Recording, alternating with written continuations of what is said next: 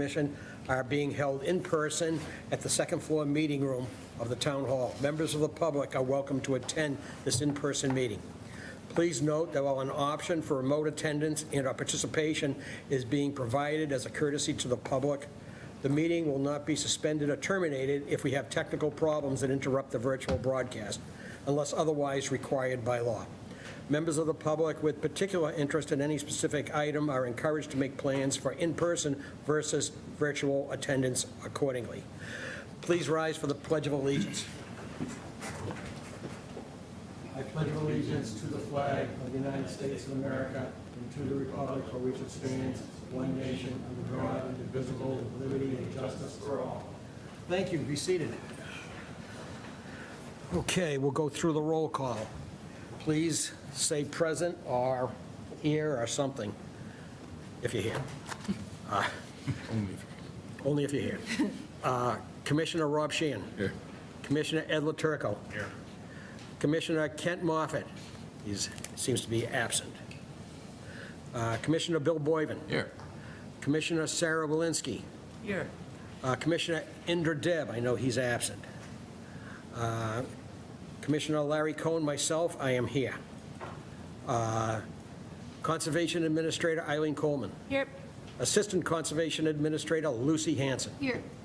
Okay, and we should note that our Associate Conservation Commissioner, Sadie Backstrom, we believe she has moved out of town, is that correct? Yep. And she has left the commission, and we certainly wish her well. All right. All right, so I guess the first item of business to go over the agenda. There's a few things on the agenda not being heard tonight. We'll go down the list. Item 4B is 93A Lexington Street. That item, a request for determination of applicability, has been withdrawn. Next, we have number 9. It's a public hearing, notice of intent. What? Number 6. Number 6? What's number 6? 11. Well, he's requesting to continue? Oh, they're requesting too? Yes. Oh, okay. Oh, We sorry. have a continued public hearing, notice of intent, 11 Sears Street. John Muller to demolish a dwelling and construct a new dwelling. He has asked for that hearing to be continued. And he would like for 2 more weeks? Is that what it is? May 28th, yep. All right, could I have a motion to continue the hearing for 11 Sears Street to the meeting of the commission on May 28th? So moved. Second? Second. All those in favor? 1, 2, 5, 0, 0. All right, now we'll skip down to number 9. This was a continued public hearing, is that correct? They are also requesting to continue. All right, so this is a continued public hearing, and it's 85 Wilmington Road for Mick Gandhi to construct new commercial buildings at the plaza at 85 Wilmington Road and repave and provide stormwater and utility improvements. I would like a motion to continue the hearing for 85 Wilmington Road to our meeting of May 28th. So moved. Second? Second. All in favor? 500.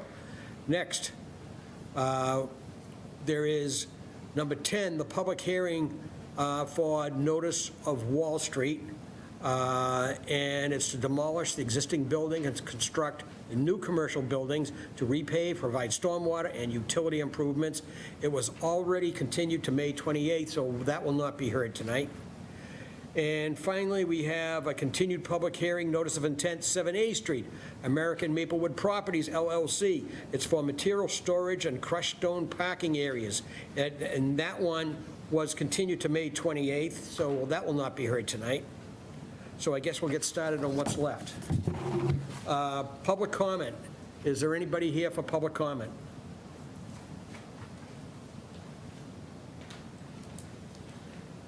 That's for something not on the agenda. Guess not. All right, let the record show that no one wanted to make a public comment. We have minutes of April 9, 2026 for approval. Is there any discussion? No, they were fine. Yeah, I did notice on those minutes that they didn't talk about the long discussion that I guess I generated on the waiver. But on the other hand, it just said that there will be it did say there will be an alternative analysis is required, so I thought it was sufficient. Was that on the 9th or was that on the 23rd that we got back to that? Whichever one had it. Okay, They okay. did talk about that it requires an analysis of alternatives, so I think that was the gist of it anyway, to grant the waiver and other things. Okay. Okay, so could I have a motion to approve the minutes for April 9th, 2026? So moved. Second? Second. All those in favor? 500 again. We have the minutes of April 23rd, 2026. Any discussion needed on that one? I can't vote, I wasn't there, and I haven't had a chance to watch the meeting. Okay. Anything else? Could I have a motion to approve the minutes of April 23rd, 2026? So moved. Second? Second. All in favor? 4, I guess you're abstaining. I better abstain, yeah. 401 for that one. All right, so let's see where we are. Now we'll skip down to item number 4A.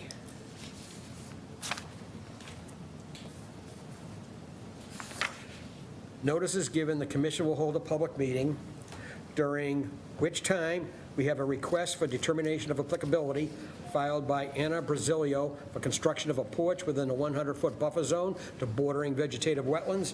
It's located at 9 Mooney Road in Burlington. After we hear it, we will thereafter issue a determination of applicability. This application is being heard pursuant to Mass General Law, Chapter 131, Section 40, which is the Wetlands Protection Act, and Burlington Bylaw, Article 14. And you may obtain a copy of this application if you desire by emailing conservation@burlington.org. Someone here for that one?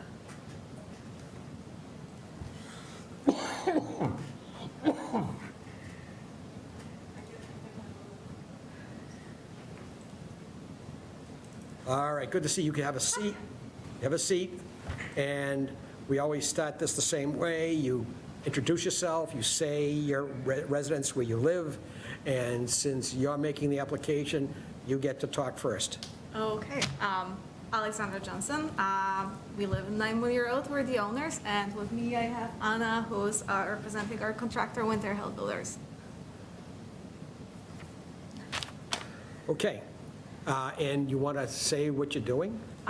We want to build ourselves a little front porch, farmer's porch at the front of our house that's 6 by 32 feet.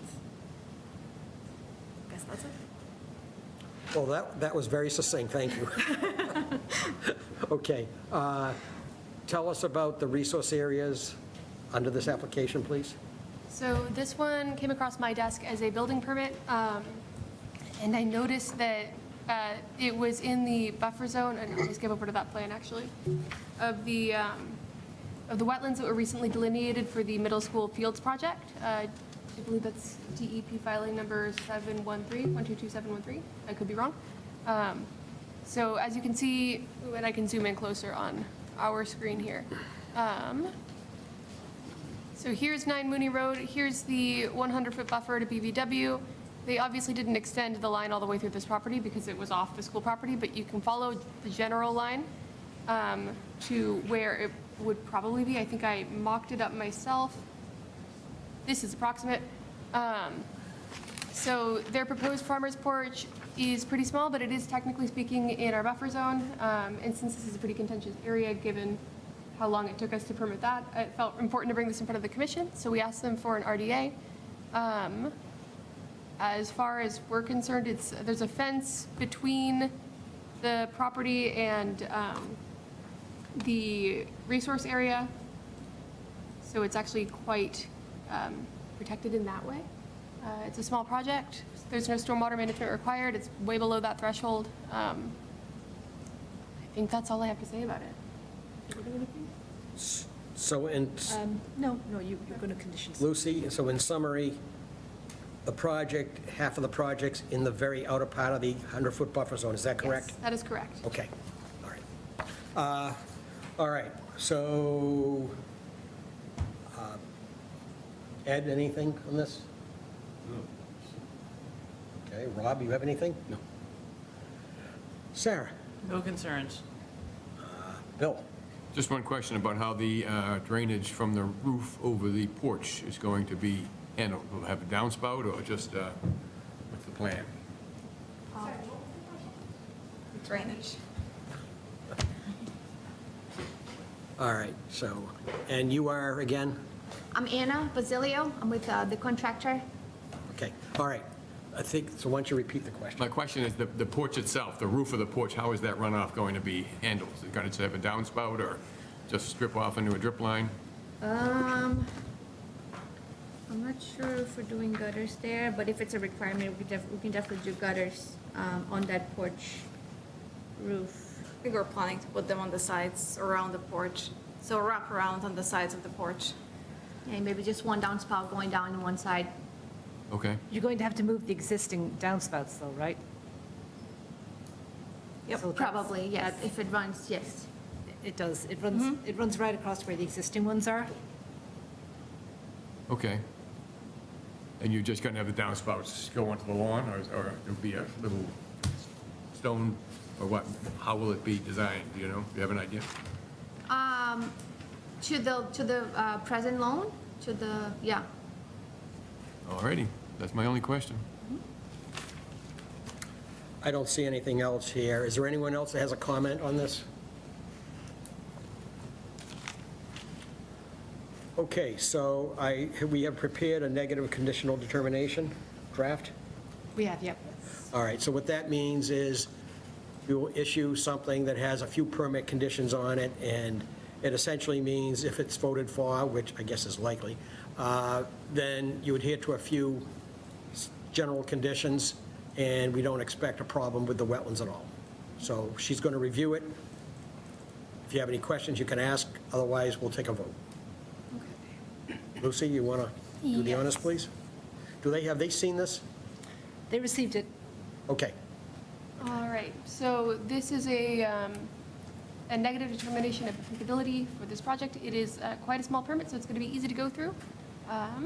This just says basic information, who the applicant was, who the property owner was, where it's happening. These are the plan references and the date of the decision.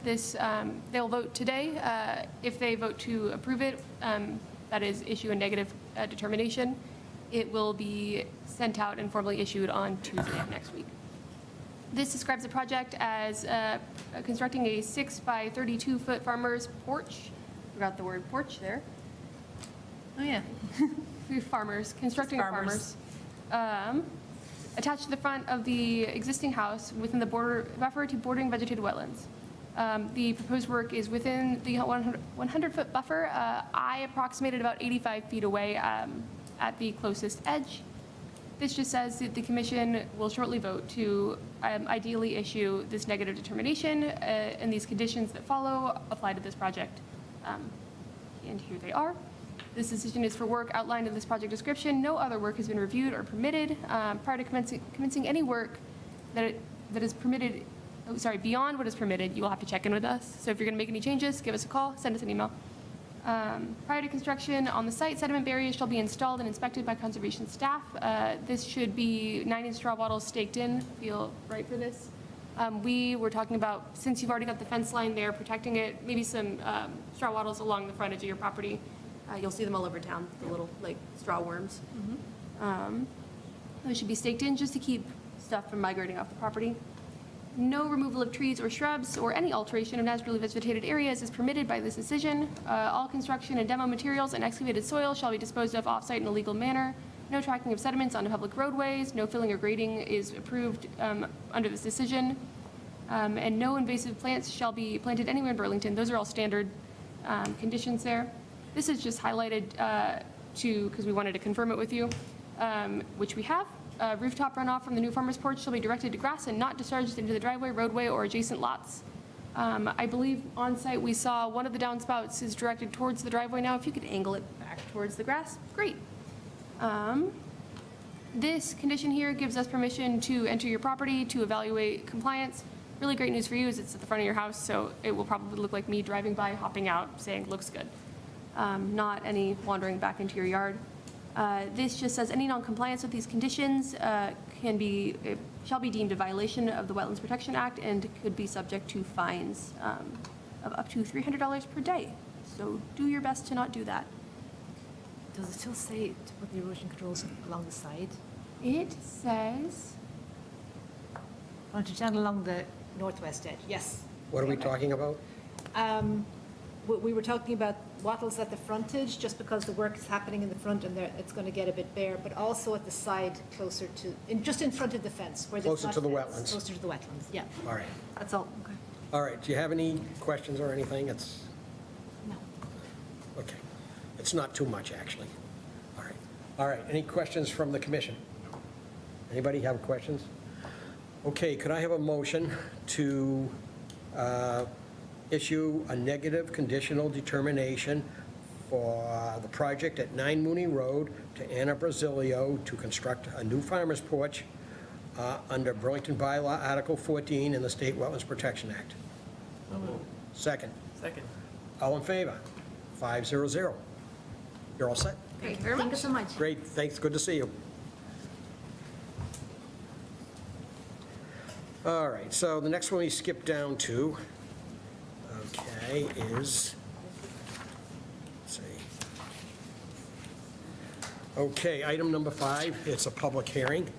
Notice is hereby given that the Town of Burlington Conservation Commission will hold a public hearing, during which time we'll take all information related to a notice of intent filed by Heritage Pine LLC for the demolition of a dwelling and construction of a new dwelling at 22 Ledgewood Drive. The proposed work would be within the 100-foot buffer zone to bordering vegetative wetland pursuant to Mass General Law, Chapter 131, Section 40, which is the Wetlands Protection Act and Burlington Bylaw, Article 14. The commission will review all information relative to this application and thereafter may issue an order of conditions and a Burlington Wetlands permit for the project. The application material may be viewed by going to the link on the Conservation Commission website at burlington.org. Hello. Hi, good evening. My name's Maureen Harold from Norse Environmental Services, and my client here is Carl Kruby. We filed a notice of intent with the commission to raise a single-family dwelling, walkway, driveway, patio shed, as well as remove 2 trees on the property. We'd like to construct a new single-family dwelling, deck, walkway, driveway. We're providing rooftop and driveway infiltration, proposing some grading and associated utilities within the 100-foot buffer zone of a bordering vegetated wetland. The wetland resource area is actually off-property. It's located south of the property on the adjacent parcel of land. We're proposing erosion controls essentially around the perimeter of the entire property, except where the proposed driveway is going. I can open it up to the commission with any questions or concerns. We did receive a DEP file number, and there is no comments. Very good, thank you. All right, so either Lucy or Eileen, would you like to give us a summary, please?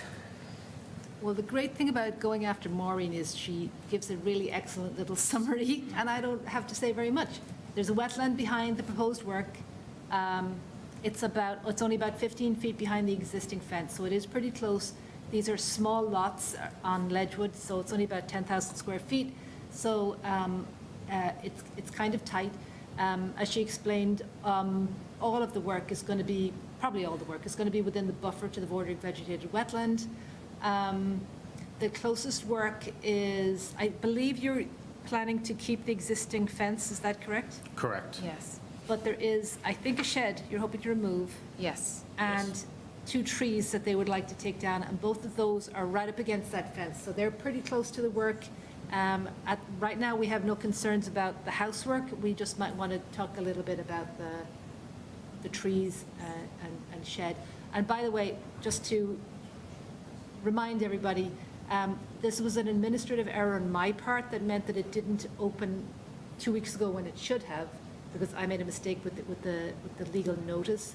So they very kindly said that we could postpone it and open it tonight. Are we prepared to close if there's no issues? Lucy and I are, we don't really have any concerns as long as we're all happy with the whole, if you want to do something about the work close to the 20-foot, like perhaps replacing some trees, that would be our Right. suggestion. But other than that, we don't have any concerns, and if you're comfortable with it, we have actually drafted something, so we could close to that. Okay, all right, sounds good. All right, let's, Ed, anything further on this? Looks straightforward. All right, Rob? I guess for the infiltration chamber, if there's is there an overflow for it? And is it sort of, where is it located? So there is an overflow. Like, is it more towards the center of the property or the? If you look at, there's a downspout detail on the plan. I would imagine that one of the downspouts would be towards the rear of the property because that's where the infiltration system is for the overflow. Okay, yeah. I was just wondering because the small lots, sometimes you don't want, have overflow onto the abutting property more towards the back where it's the wooded area. We could make sure the overflow is on one of the rear downspouts per the detail, that it's on that corner. The overflow is on the downspout, right? Yes. It is, yes. It's at the bottom of the downspout. Right, because sometimes it's a pop-up type of emitter type guy. So is that what you were Yeah. checking? Oh, okay. Okay. Oh, no, it's not on the area of the infiltration system. It's, Okay. if it were to back up, it would overflow at the bottom of the downspout. Okay, it's one of those like wide cracks. Yes. Okay. Yep. All right, Sarah, anything more on this? Bill, do you have anything? The driveway itself, the grading, it's going to the trench I see, and is that trench also connected to the infiltration system? I think it looks like it is, but I'm not sure. It is. Yes, it is. Okay. And my only question again was the trees that are coming down in the do not disturb zone. I think they should be replaced with something. We can do that. That's not a problem. We can do 2 native trees. I know you usually like them 4 to 6 feet in height. Not a problem. Yeah. Great. Okay, and for the infiltration, did you determine the estimated seasonally high groundwater? Yes, so that is shown on the plan. Yeah, One deep hole shows it at 50 inches, and the second deep hole shows it at 54 inches. so you have the 2 feet under the bottom of the infiltration. Yes, we are raising the back up just a little bit, but yes, we have the 2 feet. Okay, I don't have anything further, other than the 2 trees should be at least 6 feet tall, not 4 feet, Okay, at least 6 to, we'll put a range 6 to 8, because when you buy them, you get what you get, so to speak. Okay? And is there anyone in the audience for 22 Ledgewood Drive?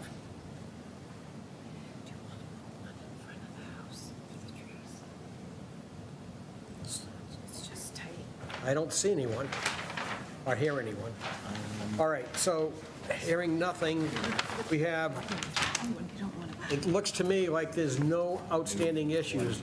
Did you folks have something perhaps? Mr. Chairman, we were just looking at the plan. We're happy to replace the 2 trees. I don't want to put the trees on top of the infiltration system because the roots would obviously damage it. So would it be appropriate if we put 1 tree in the backyard and then possibly 1 in front of the house, just to provide some room? Since it's It is a small lot, right. Yeah. Yeah. Eileen or Lucy, do you have a comment on that before I ask the commissioners? No, I mean, 2 could go in the back, but it would have to be like halfway, it would have to be kind of where the shed is probably, and then at the left, or, I mean, they're still within the buffer. That would be okay if it was beside the house. Yeah, okay, I think so. Do you have an issue? So If it's you are- within the 100-foot buffer. Yeah. it would- Yeah, so you are okay with it, is what you're saying? Yeah, I think I would prefer it be closer to the wetland, but It's a small. I know what they're saying. It's a tight lot, yeah. Exactly. All right, so anybody on the right object to that? One in front and one in back. Anybody on the left? One in front, one in back. On the tie vote, it's fine. Okay. So we have draft documents. Let's ask, This could have been a record. I mean, that was like, what, 6 or 7 minutes of discussion there? Something like that. Okay, so, oh, sorry, do you want me to share it? Yes, please. Directly, well, I was about to read it, or at least start it. Come presenter, yes. yes. Okay, I didn't actually share it with them because we were just making assumptions about it. Where is it now? Sorry, I'm just having issues with my computer again.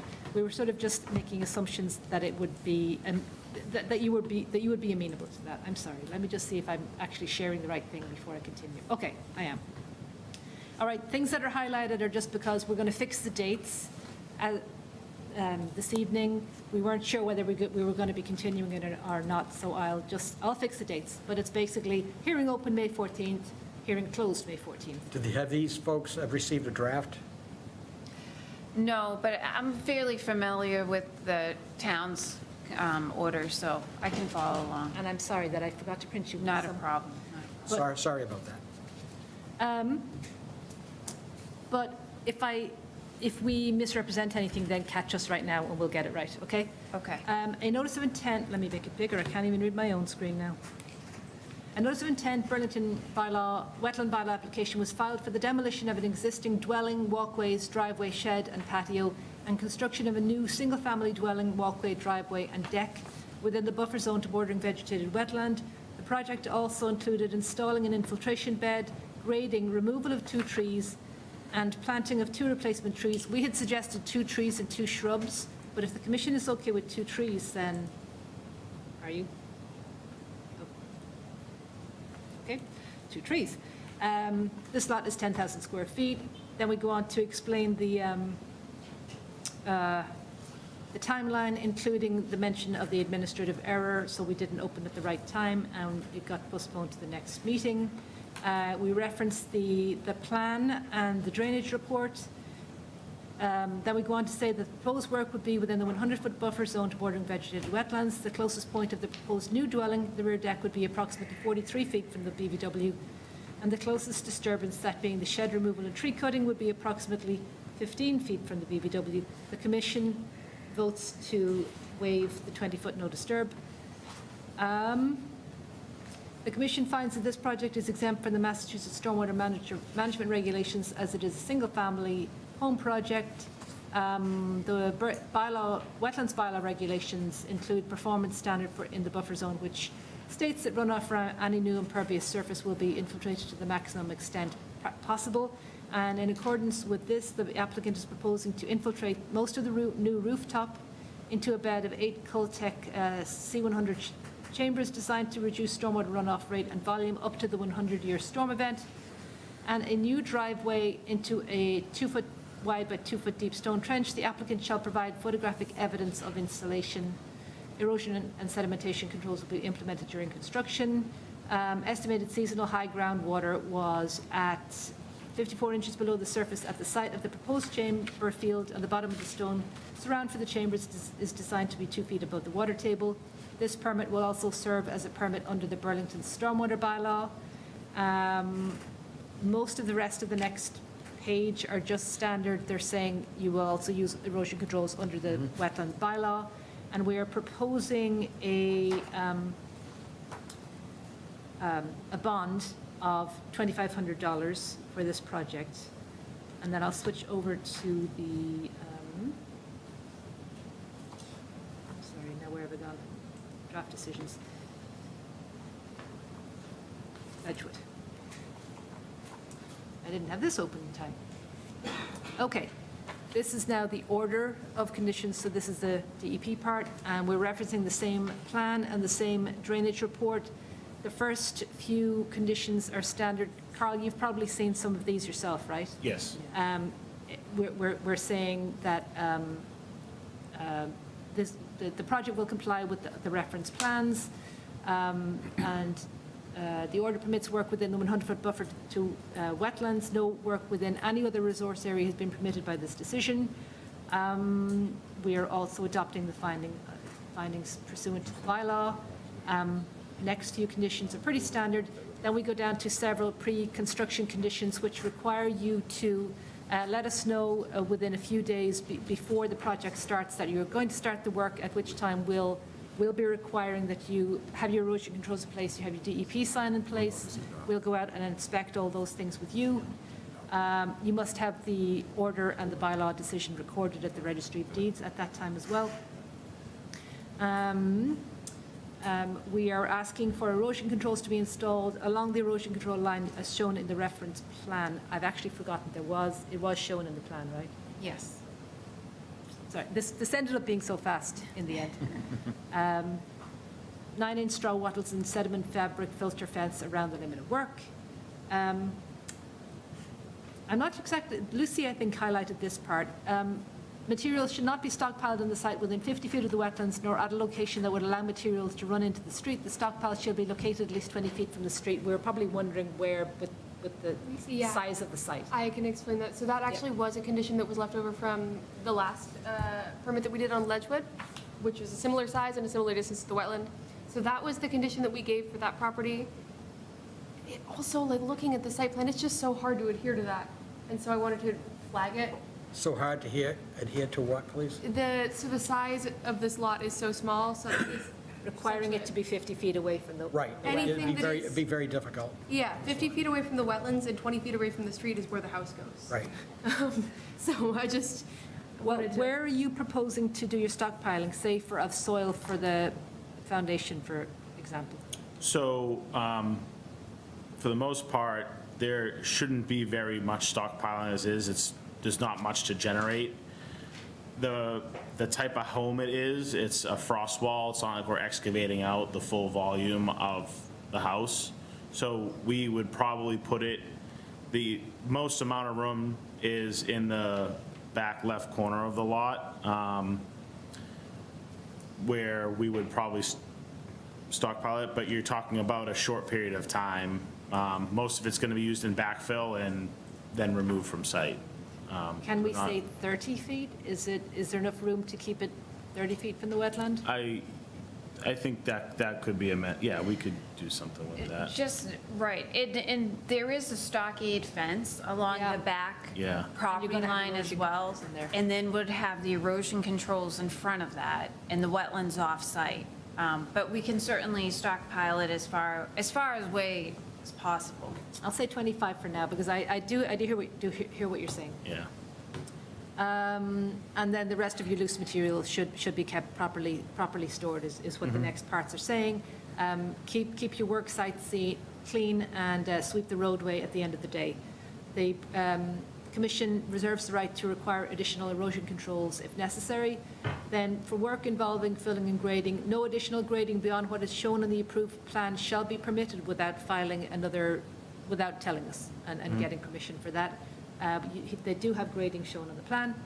Those pollution control conditions are all standard, and they're just saying, don't do any refueling on site close to wetlands.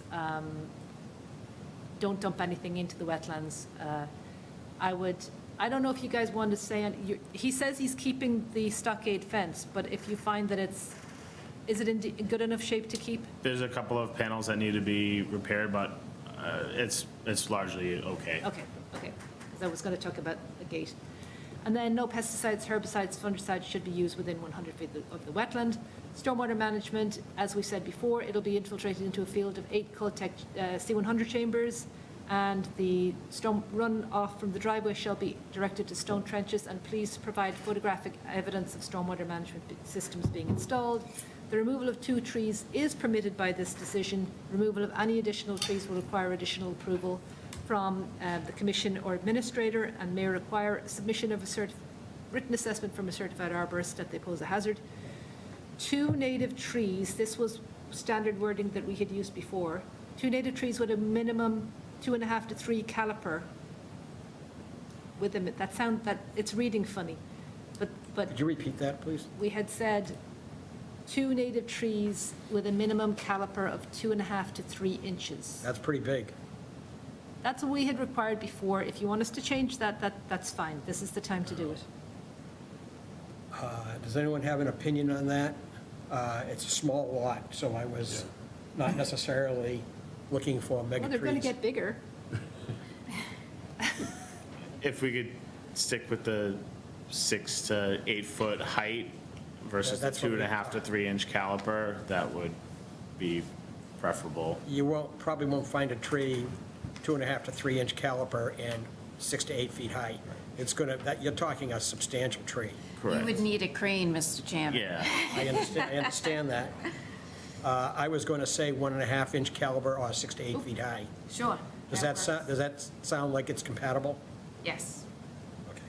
Nice, somehow. Thank you. 6 to 8 feet tall, or a minimum is, did you say 1 inch? Is that- 1.5 inch, Okay, 6 to 8 feet tall. That's our, kind of the typical standard tree, I think. okay, well, we'll fix that if we need to. Okay. Substitution shall be allowed only with the approval of conservation staff. The department shall not sign for the certificate of occupancy prior to installation of plantings and site stabilization. And the last part is it describing how you go about getting your certificate of compliance. All right, any questions or comments on it? No, I guess, Maureen, you've seen it all before, I have. Thank you, Eileen, for preparing the document. I appreciate so I guess you're saying we try to be consistent. it. Yes. Okay. All right, how about Sarah, Bill, anything more on the conditions? No. All right, Ed or Rob, anything more on the conditions? I have nothing further. All right. And the reason for granting a waiver is that they're a little bit into the 20-foot because of the infiltration work, Because of the tree removal and shed removal. tree removal and shed removal. Because that fence is about 15 or 16 feet, and they're right up against it. Yes. Okay. All right. All right, so, because part of the work is removing the shed and taking down some trees that we're authorizing, could I have a motion to grant a waiver of work within the 20-foot no disturb zone for 22 Ledgewood Drive? So moved. Second. All in favor? That's 500. Could I have a motion to close the hearing on 22 Ledgewood Drive? Second? Second. All in favor? Same vote, 500. Could I have a motion to issue the permit under Burlington Bylaw Article 14 and the State Wetlands Protection Act for 22 Ledgewood Drive? So moved. Second? Second. All in favor? Thank you, 500.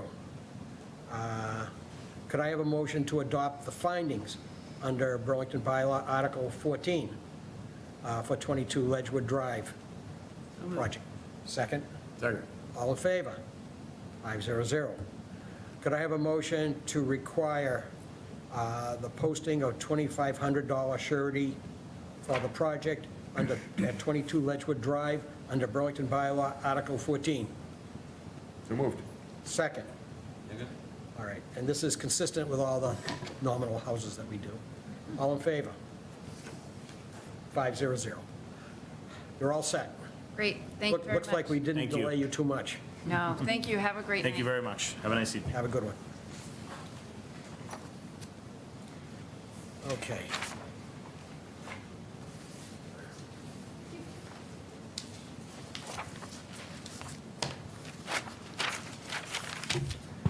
All right. 11, got to go down to, all right, so I guess we're on number 7, because number 6 was asked for a continuance, and it got it. So we have a continued public hearing, notice of intent for 8 Fred Street, and it's by Jessica Sutherland to construct an addition, DEP file number 122-733. Hello, good evening. Good evening. For the record, Jessica Sutherland, applicant and resident at 8 Fred Street. All right, do you have any particular comments at this point? I do not. Oh, that was brief, okay. All right, that's fine.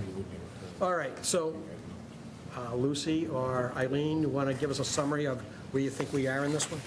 I believe at the last meeting, we agreed that we were ready to close an issue. Close an issue. Yes. Had we, just let's remind them, had we Okay. asked for And- any additional material? We had not? We had not. And is this the one with the lot where the corner is in the wetland? Yes. All right, so we have a corner with a fence in the wetland. The fence was installed, I think, with the owner not realizing it was a wetland because it was kind of looks like grass to a certain extent. All right, so first of all, let me ask, is there any other issues the commission has to discuss for the project before we talk about that? No. First of all, I'm not going to be able to vote because I still haven't watched the video. Just getting that out there. We have a quorum. Okay, got it. All right, so what we sometimes do is when we find a wetland and there's a fence there's an area being maintained for a yard, we said let it go natural. But it doesn't make sense if you don't move the fence.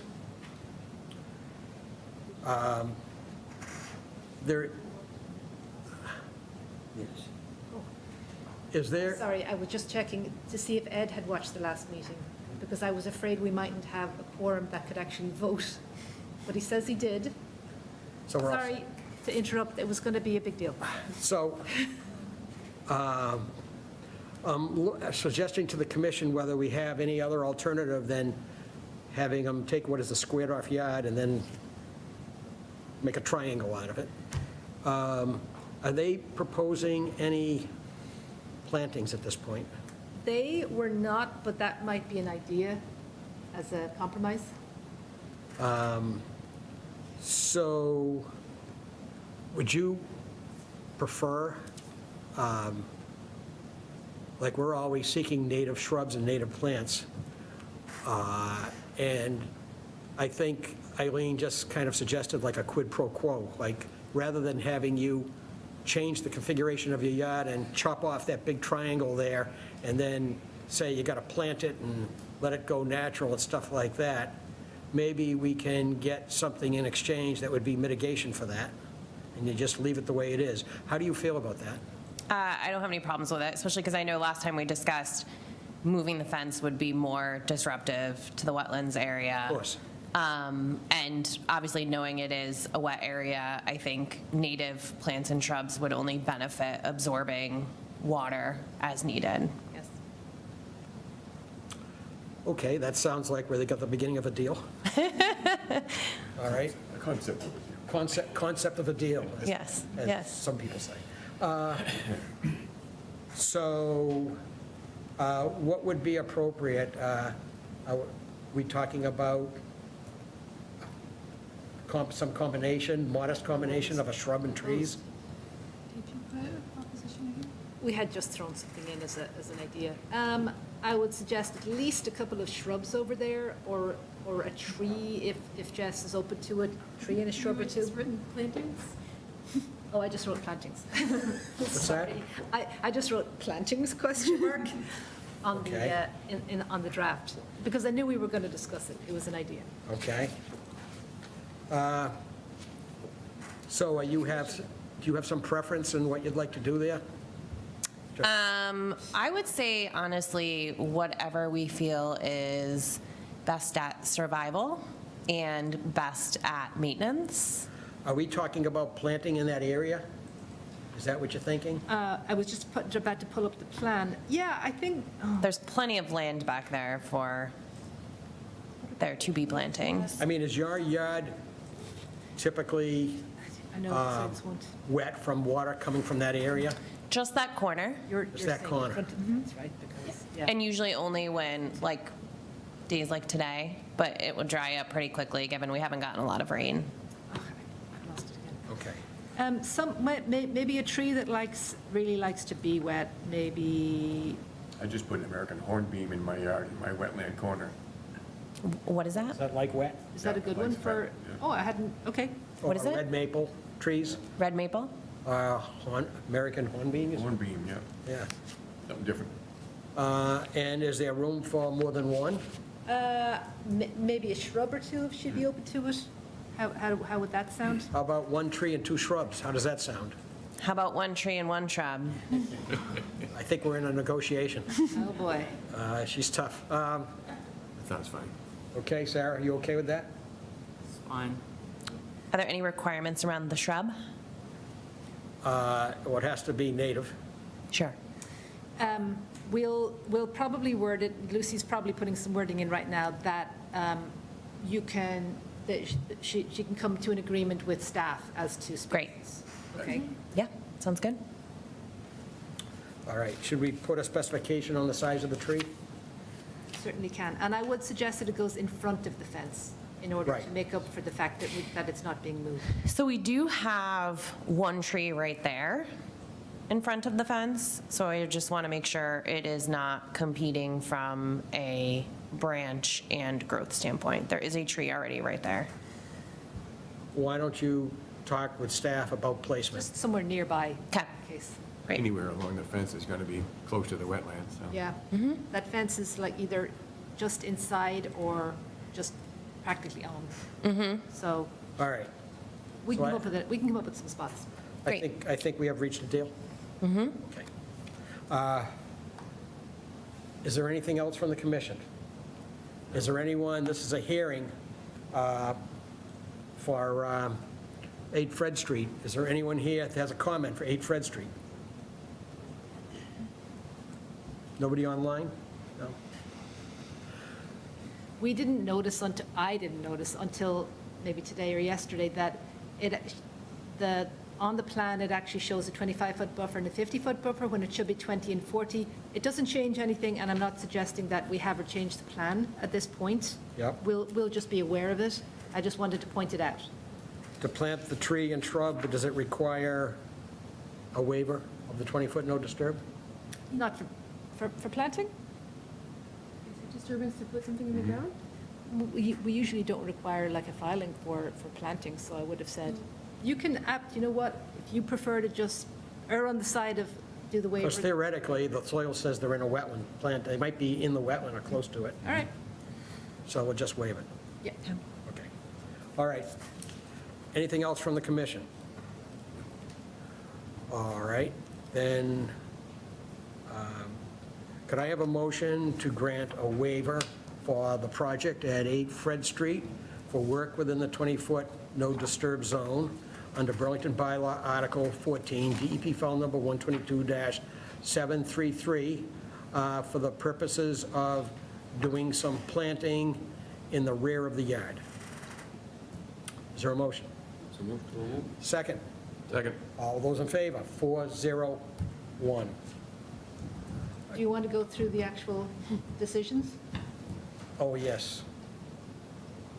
Well, before you do, I'll vote. Yeah, good thing you said something. I would have just passed it. Not cared what it said, so you better go through it.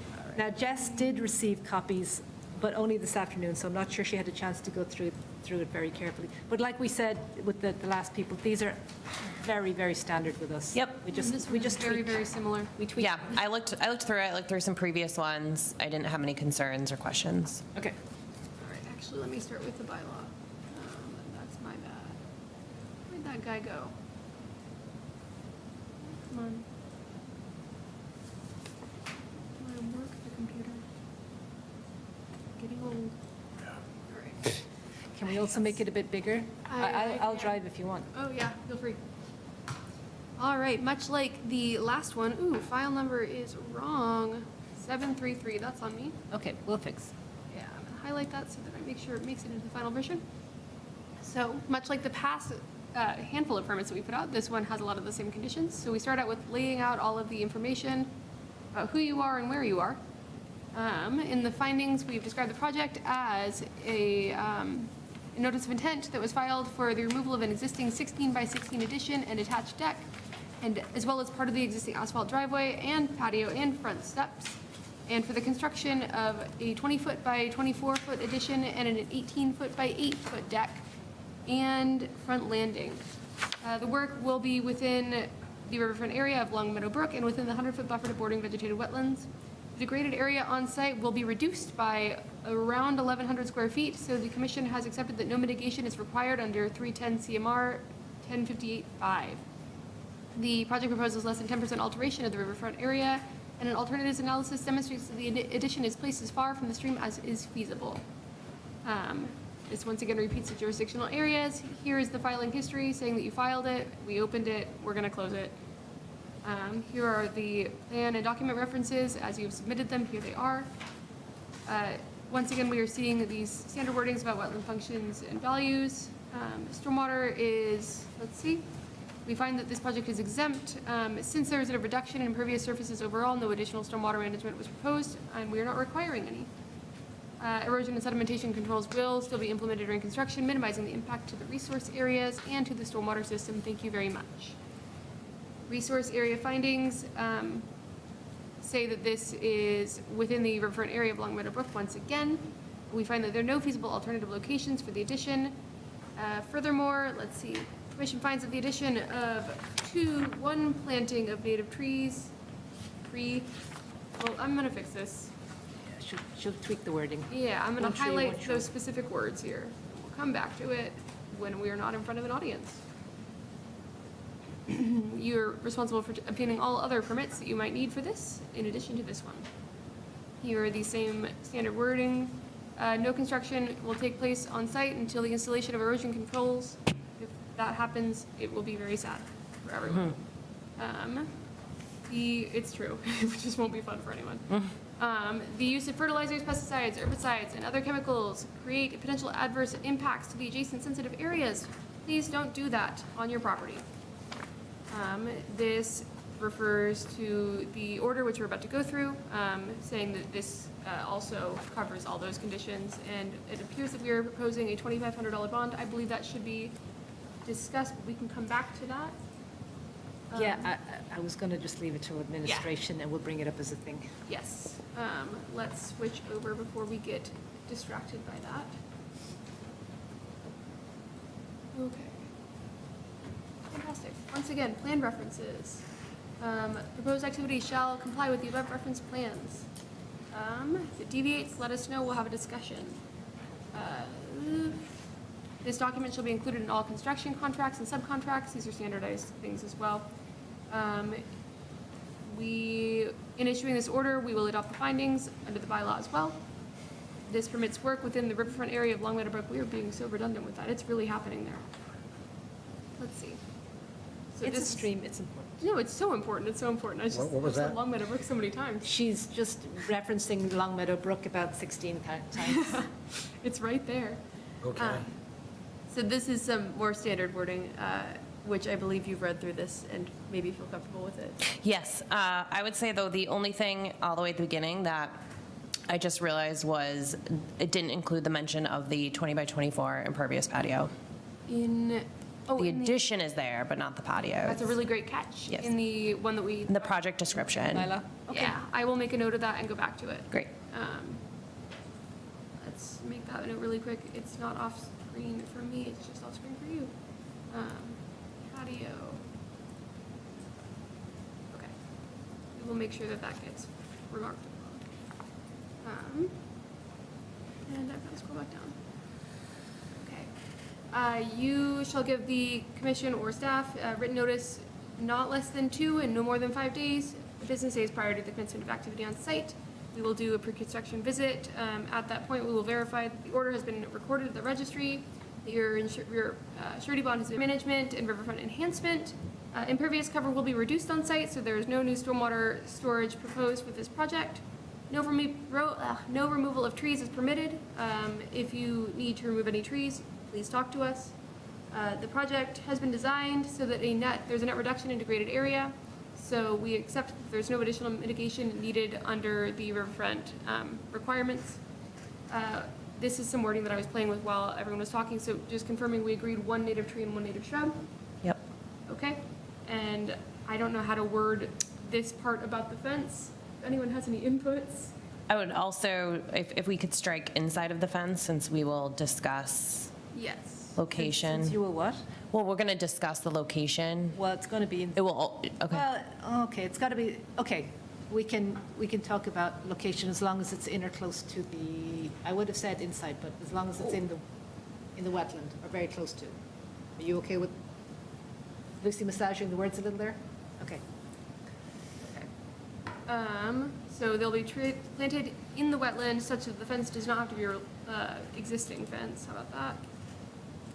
Yeah. Have to be relocated. Species and location shall be determined in consultation with conservation staff.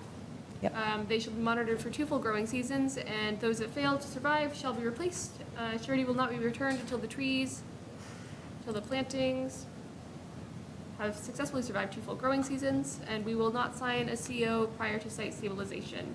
And then these are instructions for getting the COC. And that's that. Questions? All set? All set. Okay.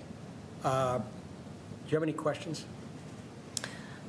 No, the only question was on, well, I guess on that last section of the surety will not be returned until 2 full seasons. So is that approximately 3 years? 2 growing seasons. It depends on when you plant them. If you plant those trees like soon now, this will be a whole growing season between now and November. Okay. So it would be November-ish of 27, Okay. if you do it like pretty much straight. Yeah, yeah, Soonish. okay. Okay, any other questions? Nope. You're all set? Yes. Okay. Well, a lot of that stuff is standard, that Yeah. ends up, everyone gets. Okay. Any questions from the commission? Any questions over here?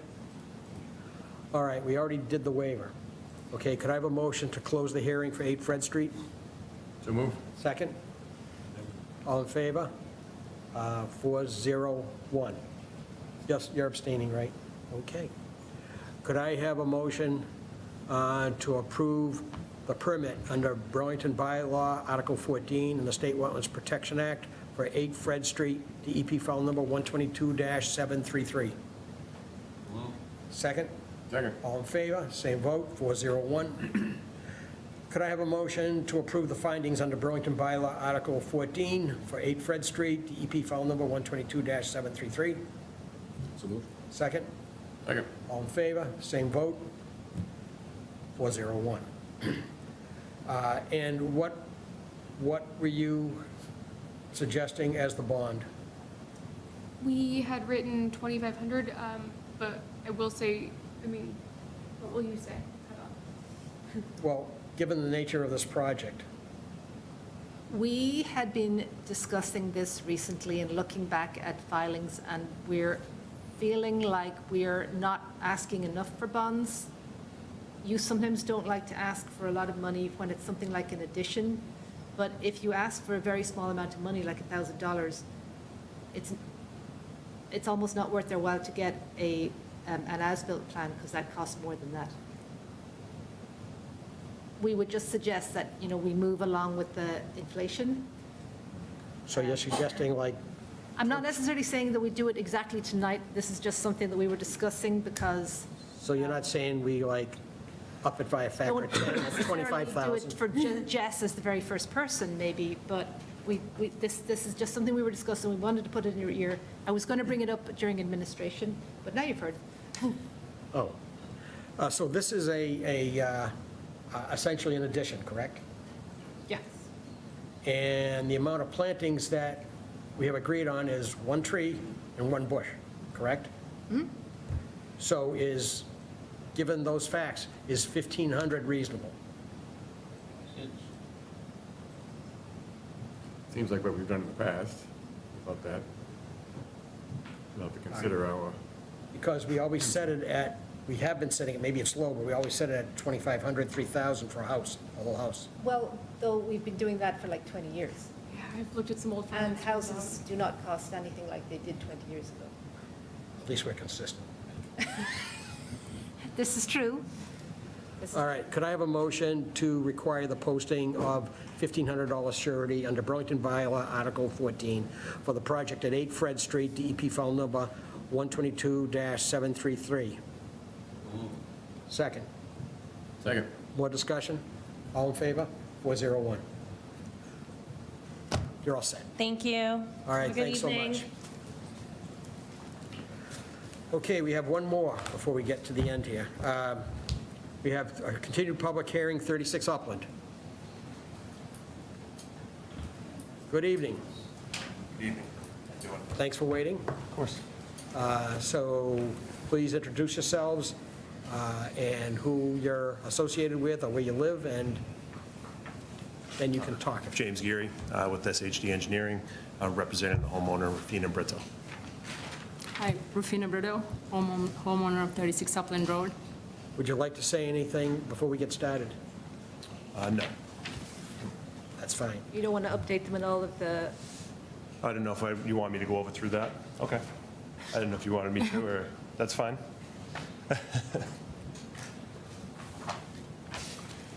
So from the last time I was here, we ended up reducing the size of the concrete patio, and that was down to a 200 square foot walkway instead.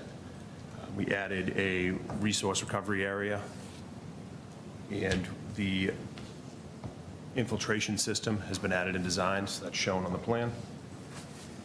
The biggest things we updated here. In the trees. Obviously, the alternative analysis was submitted.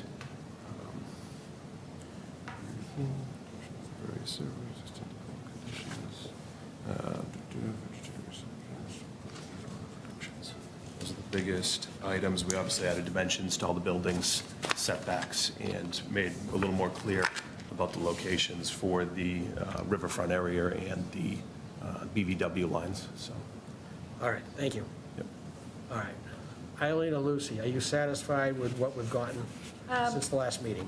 largely. We definitely had concerns at the last meeting about all sorts of little things, like how the plan was laid out and what it was they were proposing. And they went away and they came back with, well, first of all, they came back with a very busy plan, but I asked him to put that in writing and create something like a memo so that it was clearer for you, and he did.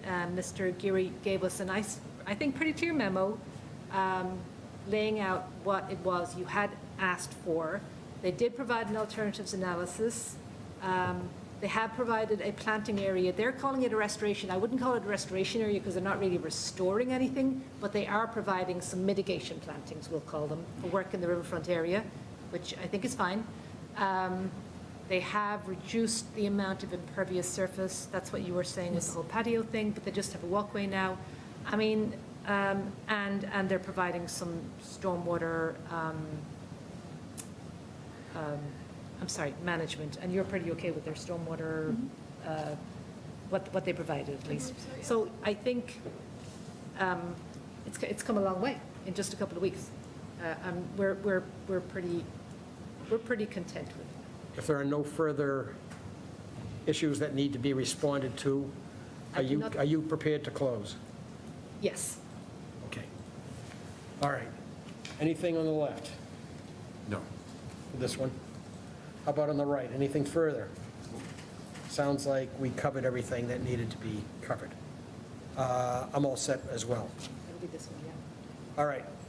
This is a public hearing for 36 Upland Road. Is there anyone in the audience that wants to comment for 36 Upland Road?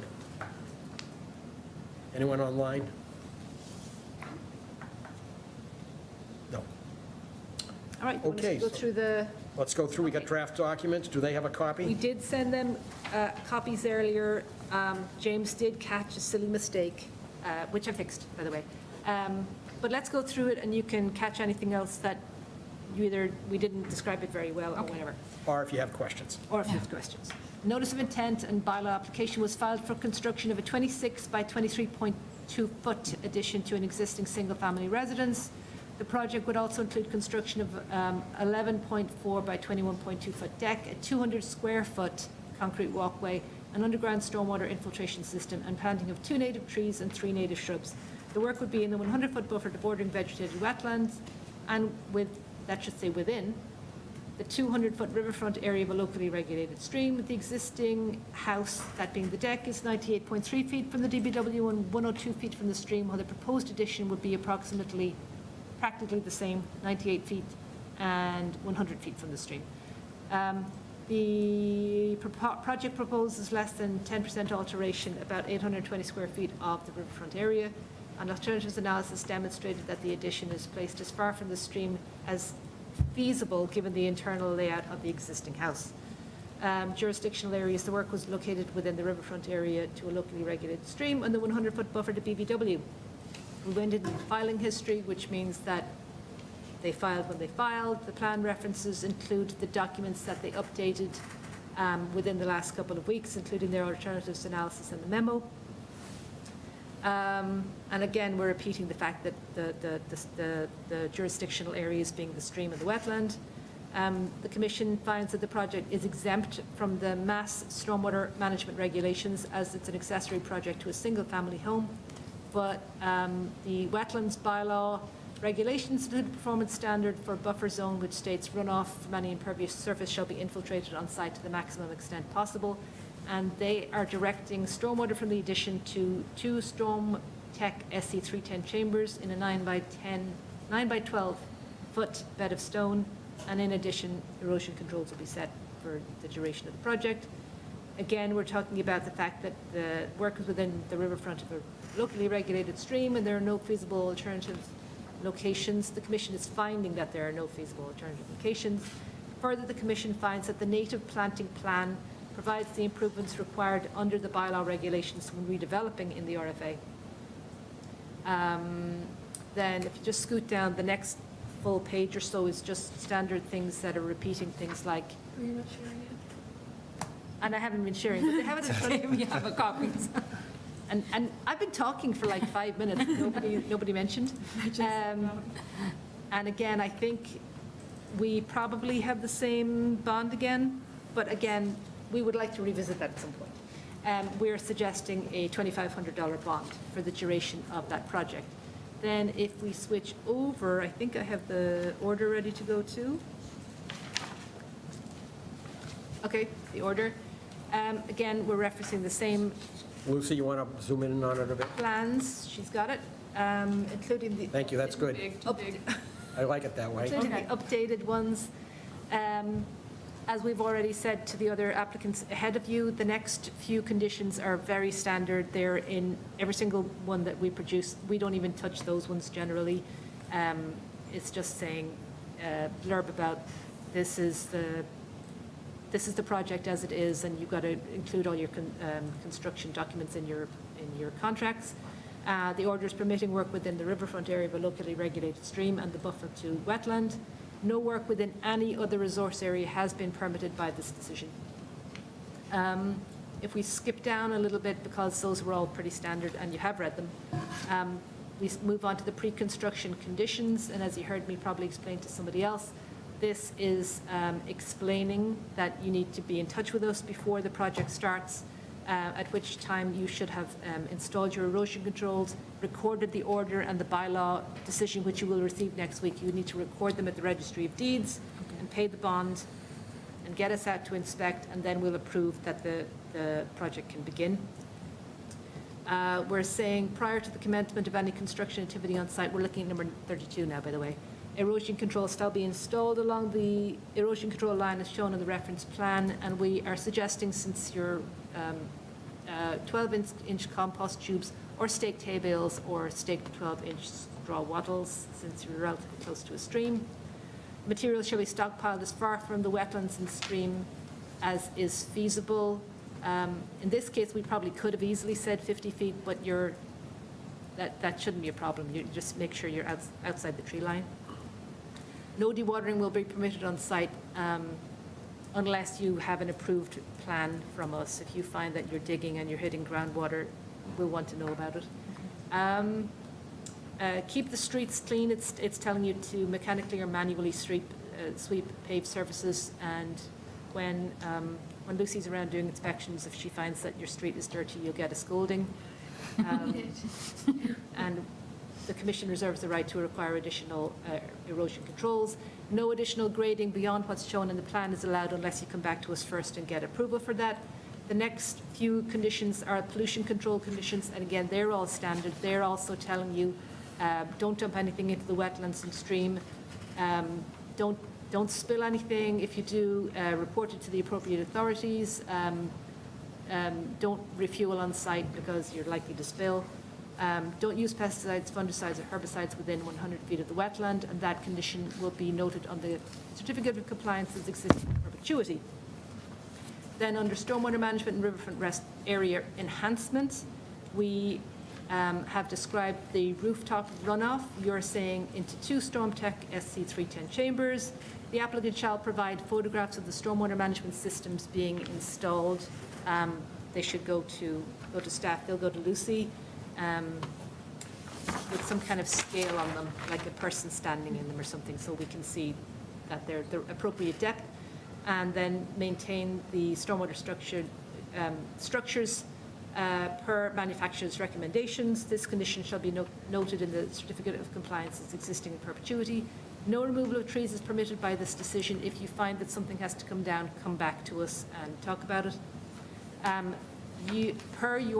What you're calling the restoration plan, 2 native trees and 3 native shrubs or trees shall be planted in the designated area depicted in the reference plan. The rest of the 600 square foot area shall be seeded using the approved Mass DOT riparian mix, which you yourself referenced in your plan. There shall be no mowing within the restoration area, or area, as we've said here. Area? Yeah. The shrubs and trees shall be monitored for 2 full growing seasons, and those that fail to survive within that time shall be replaced. No occupancy permit. Sign-off shall occur prior to establishment of the plantings, so you should get those in this growing season. This condition shall be noted in the certificate of compliance as existing in perpetuity, meaning keeping those plants and trees in good condition. And then that last part is describing how you go about getting your certificate of compliance. Okay, are there any questions on this? I don't have it. All right.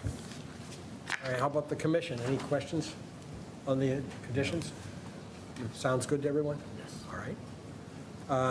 All right, then, I guess it's time to move forward. Could I have a motion to close the hearing on 36 Upland Road for Rufina Brito to construct an addition, DEP file number 122-735? So moved. Second? Second? All in favor? You voting on this one? No. Okay, 401. Okay, next, could I have a motion to approve the findings under Burlington Bylaw Article 14 for 36 Upland Road, DEP file number 122-735? So moved. Second? Second?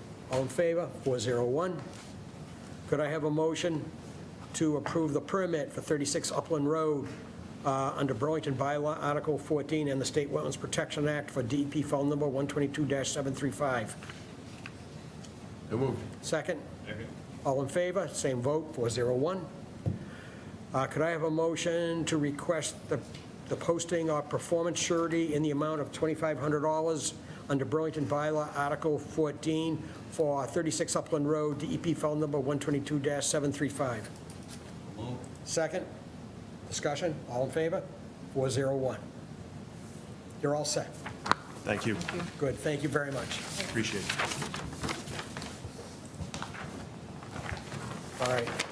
Next, we're going to skip down to, since the rest are continued, we'll skip down to talking about a violation located at 14 County Road and 16 County Road.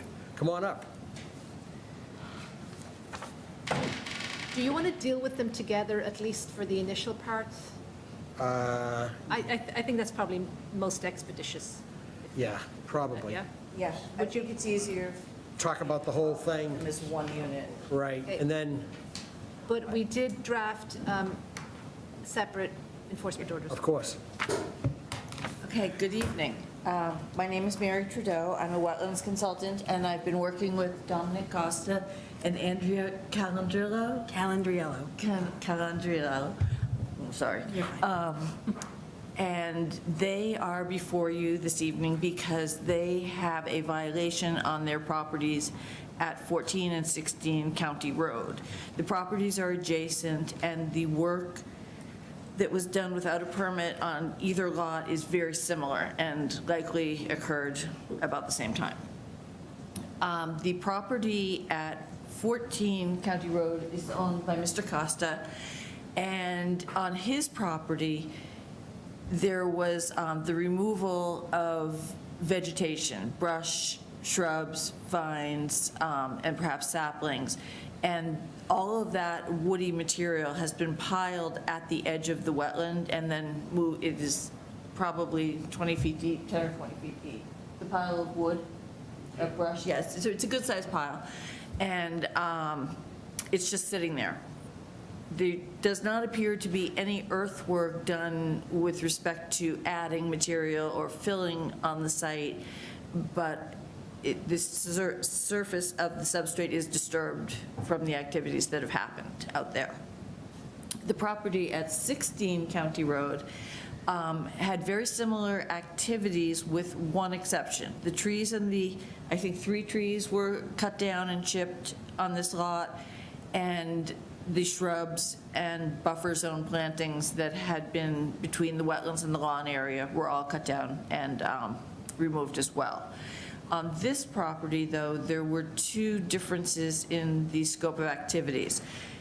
When the houses were built years and years ago, it looks like fill was put in and just pushed to a certain point in the yard area, and that the wetlands plant community began at that historic toe of fill. You've probably seen that hundreds of times throughout town as you go along.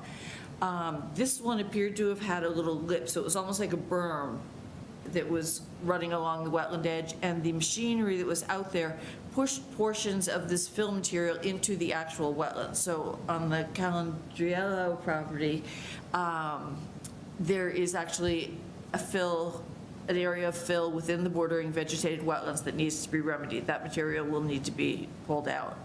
The other violation that happened on this lot that did not happen on the other is when the 3 trees were chipped, the contractor did not take the chips off the site. He carried them, it looks like by wheelbarrow, into the wetlands and sort of made paths throughout the skunk cabbage. So again, fill within a wetland, and that's all got to come out, and that's all handwork. So when I originally, oh yes, you can see the wood chips. I think I had even like sort of colored on one of the pictures, She did. like just the general shape, but it's a fair amount of wood chips, and it's a fair, it's probably 20 by 20, so maybe 400, 500 square feet of area that needs to be remediated in that section of the wetland. The wetlands that were impacted by the filling of the material being pushed to the edge is much smaller. I would say that's probably 100, 150 square feet. It really was just the dirt got pushed over the lip. So in any case, we've come before you with a restoration plan that will happen independently on each of the lots, but probably by the same contractor and at the same time. On Mr. Costa's property, I'm proposing that all of the brush and slash and vine piles be taken off of site and disposed. That will do 2 things. One, it will expose the edge of the wetland, and we can make sure that there was no filling in the wetland. To the best of my ability, I don't think there was, but when we pull that brush, we'll be able to see for sure. And that will expose the edge of the bordering vegetated wetland and the 20-foot no disturb zone. On the adjacent property at 16 County Road, not only will, well, the brush is already pretty much gone from there, but there is, the material that went into the wetlands consists of a few stumps, it looks like some fill materials, some boulders, all of that will be pulled out, and the edge of the bordering vegetated wetland restored, and those materials taken off out of the 20-foot no disturb zone. We also will have people with wheelbarrows going in and carting out the wood chips. It really has to be done by hand. It's not something that could be done by a small machine. So that would be handwork in that section of the wetland, just pulling the wood chips out and restoring the original organic substrate of this area. On both properties, we're proposing replanting. On the 16 County Road property, we're proposing planting of a little bit of swamp azalea in the small area of bordering vegetated wetlands that will be restored, and then we're proposing a fuller restoration of the 0 to 20-foot buffer zone. I don't believe I had this in my plan, but Mrs. Calandrella would also like to take the boulders that are now dumped into the edge of the wetland and set those at the 20-foot zone, sort of creating a permanent demarcation for her, so that we would have the line of boulders, new plantings in the 0 to 20, fill removed out of the wetland, and new plantings put into the disturbed bordering vegetated wetland. On the 14 County Road property, once all of that fill, the brush and the, there's a little bit of garbage and debris mixed in with it too. It looks like a bulkhead, actually. Once that is all taken off the site, we will be proposing the restoration of that 0 to 20-foot buffer zone as well. And that will be replanted much in the same way with shrubs as the property next door, so that you will have a continuous swath of 0 to 20-foot buffer zone running behind these two lots and restored again. I do not believe that you were interested in putting the boulders there because you were thinking you might come back in the future for a fence? Yes, but I'll still bring the boulders. Okay, all right, well, so then we will use the boulders along that too, so there'll be a 20-foot demarcation with the boulders. They'll probably be set at like 10 to 15-foot centers. It won't be a wall, it will just be a line of boulders. I think there's maybe 10 boulders out there. Probably a little less, but Yeah, so they'll be spread out along the 200 feet of property line. And that is our proposal to remediate the violation that your commission has observed out there. Okay, good. That was quite comprehensive. Do either of you want to say anything before we discuss it more? I'd just like to say that I apologize because I truly didn't know what I was doing was wrong. If somebody had stopped me, I would have stopped the project and I wouldn't have gone forward. So I just apologize and I just want to fix it. We appreciate you saying that. Would you like to say anything? yeah, I agree with Andrew. I apologize. Obviously didn't know that I was entering a zone I wasn't supposed to, and I wish I'd known before. I wouldn't have done anything good at all. Right, right. Yeah. Okay, thank you for those comments. So, Eileen, would you like to comment on what you've just heard? I would. This was a pretty egregious violation. I got a call, I was informed that significant tree cutting or something was happening down there, and would I take a look, which I did do. I will say that Dominic wasn't on site, Andrea was. She was very accommodating to me.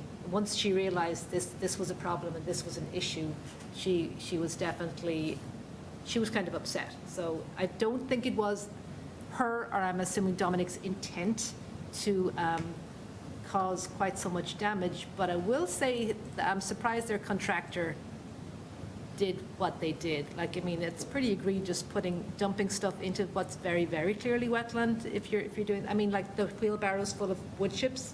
So, but that wasn't them directly. Mary has already produced a draft restoration plan, which she went through right there. I'm pretty okay with it. I think that's a decent restoration plan. I think that's a good start. I am on board with the idea that the work in the wetland should be entirely by hand. Has that been sent out to the commission yet? I believe so. I think so. I think it was sent out yesterday. I think we did send it out, yes. I couldn't find, I was looking for it, I couldn't find it. Maybe it was just me. Oh, well, if I sent it, I would have been to everybody. In a separate email, I think it was Yep. email by itself. Yesterday at me, I 11. think. Maybe, I might have missed it. Okay. that's Okay, well, anyway, it was basically as Mary described. Of course. With pictures, of course. With pictures, but it was exactly as she just summarized right there, with work in the BBW only by hand, using some machinery, because it's probably going to be, I don't like machinery so close to the wetland, but we're talking about taking out boulders and great big logs. They're going to have something with an arm that's going to be able to scoop that out. And then a little bit of restoration planting, which I also was, I think, pretty okay with. We can discuss more. We drafted enforcement orders for both because I agree that we should formalize this as an enforcement order so that they have something to work to, and then get in compliance in terms of the enforcement. And then if there is future work that either one of them is proposing to do on site, because I know Dominic was talking about changing the shed and stuff, or maybe additional grading or whatever, then that should come with work that's actually permittable, should come as a request for determination of applicability or Yes. a notice of intent. So do you want to discuss it first, or do you want me to run through the enforcement order, which is basically summarizing Mary's plan? I think in case we have comments, we should discuss it first. Okay. All right. I'll start with Ed. This is a situation with substantial filling of all kinds in the wetland. And clearly, there is some restoration, and maybe the details need to be worked out a little bit more, I'm not sure, but do you have any thoughts or comments further on this one? No, it's agreement that once they're feeling, unfortunately, sad about what's happening. But there's a lot of things that still have to get fixed. Right. You can't add to it other than agreeing with what we've already discussed. All right, Rob? I thought Mary's plan was very detailed and sort of described like a good sort of path forward, I think. I do think that a lot of times when the actual dumping within the wetland itself, that it sort of escalates the severity of the issue. It sort of goes from being the town of Burlington Article 14, which is our sort of local conservation, to the some of the state regulations, and the state regulations they become it's very serious, very severe, because it could be like what are you dumping, what is the impact, and they have really complicated penalties. So I think it's in this circumstance, I think it's something that can be fixed quite easily. But I think when like a contractor, sort of that action of filling the wetlands is sort of they should probably definitely know better that that's sort of like a red flag, or it sort of becomes like an elevated issue. Okay. But, yeah. Thank you. All right, Sarah? I fault the contractor. I mean, it sounds like you guys did not intend to do anything. I feel like this guy should have known. I mean, pretty obviously wetlands, that's kind of disappointing, but, I think it sounds like a good plan to remediate. Only swamp azaleas in the plan? I mean, I know. Well, only swamp azaleas in the wetland edge, just because they're more tolerant of a consistently wet hydrology. And I think we proposed other plantings. I see a dogwood, a witch hazel, and viburnum, something. Yeah, and those will tolerate a drier, shadier area, which, and actually the viburnums like sun, so depending on what the shade characteristics are. That was what I proposed for the 0 to 20 foot. That sounds like it'll be nice. I like the idea of the boulders, protecting it in perpetuity.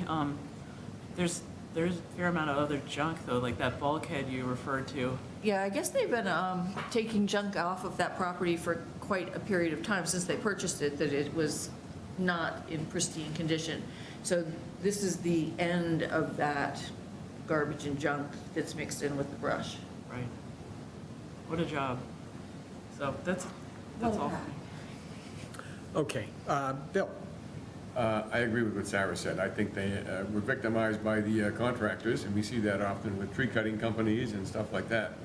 So it's something that I think the contractors, they don't seem to bear any responsibility for this. It's a shame that they're not restoring what they caused. I don't know if we could ever in the future make something happen in that direction, or reach out with more notices to contractors. It's really hard because the way the Wetlands Protection Act is written, violations run with the property. Do you know, so that it's not something that you can easily go after the contractor. This one I found egregious because of all the skunk cabbage. Do you know, if people know one wetland plant, it's likely skunk cabbage. So I don't know what was going through their mind, but they, actually, one of the tree cutters assured Mrs. Calandrella that she was 100 feet from the edge of the wetland. So He's standing in the. I don't know what to say to that. you know. Boots are getting wet. Yeah, I know. So, yeah. All right, Yeah. all set? Yeah, and just the fact that there's some debris in there that predates you, it's, you know, I've been looking at a bathtub in my neighbor's wetland property for years. 30 years that I've been there, and it predates to him, and it predates the thing having been flagged as a wetland, you know, and it's still sitting there, I can still see it. So, All right. You know, I've been on the commission well over 30 years, and I can remember only a handful with substantial filling and destruction of wetlands and things like this. Not to make you feel bad, but this is up there with the few that I remember. Usually, it's usually not quite this intrusive, not quite this bad. But that doesn't change what we're going to do here anyway. It's almost the same thing, just this is a little bit larger scale. What I wanted to ask about is, there were some trees taken down, and you proposed a plan. How many trees have you proposed replacing? I think my plan was just shrubs. That witch hazels are technically a tree, but they're small. It takes them a while, and they're not a big tree. Well, let me tell you, I am, We can modify that plan. well, I'm not saying it should or should not. What Yeah. I am saying is, usually it was hard to tell with everything going on there, but usually if we're doing restoration and the wetland would benefit substantially from increased shading, Yeah, then we might favor a little bit going in that direction to have some appropriate trees for the right hydrology to provide the shade, because the wetlands thrive when they have shade and so forth, instead of being in the hot summer sun, for example. So I was going to ask, you don't have to commit to anything here, but I think it would be good if you could take a look at that and look at the kind of the current I shading. just think we kind of do have to make them commit tonight, because I'd like to get this restoration plan wrapped up and an enforcement order out the door. I mean, maybe not species, but an agreement about trees. Okay, well, let's see what they have to say. well, I think there were 3 trees taken down, and Eileen just did like a rough guesstimate when we were out at the site, and you thought that maybe I think we thought 2 of them were at about 30 feet and one was about 50 feet 50 away. feet, yeah. So they weren't in the 0 to 20, but the 0 to 20 is the obvious place to do the planting, because that's the area that needs the restoration.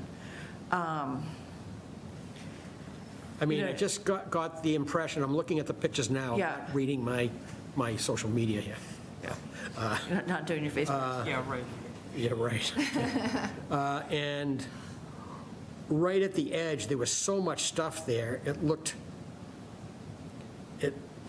part of it looked kind of like very open at the edge of the wetland. like Very old? Open, like. Oh, yes, Not a lot of shade. Yeah.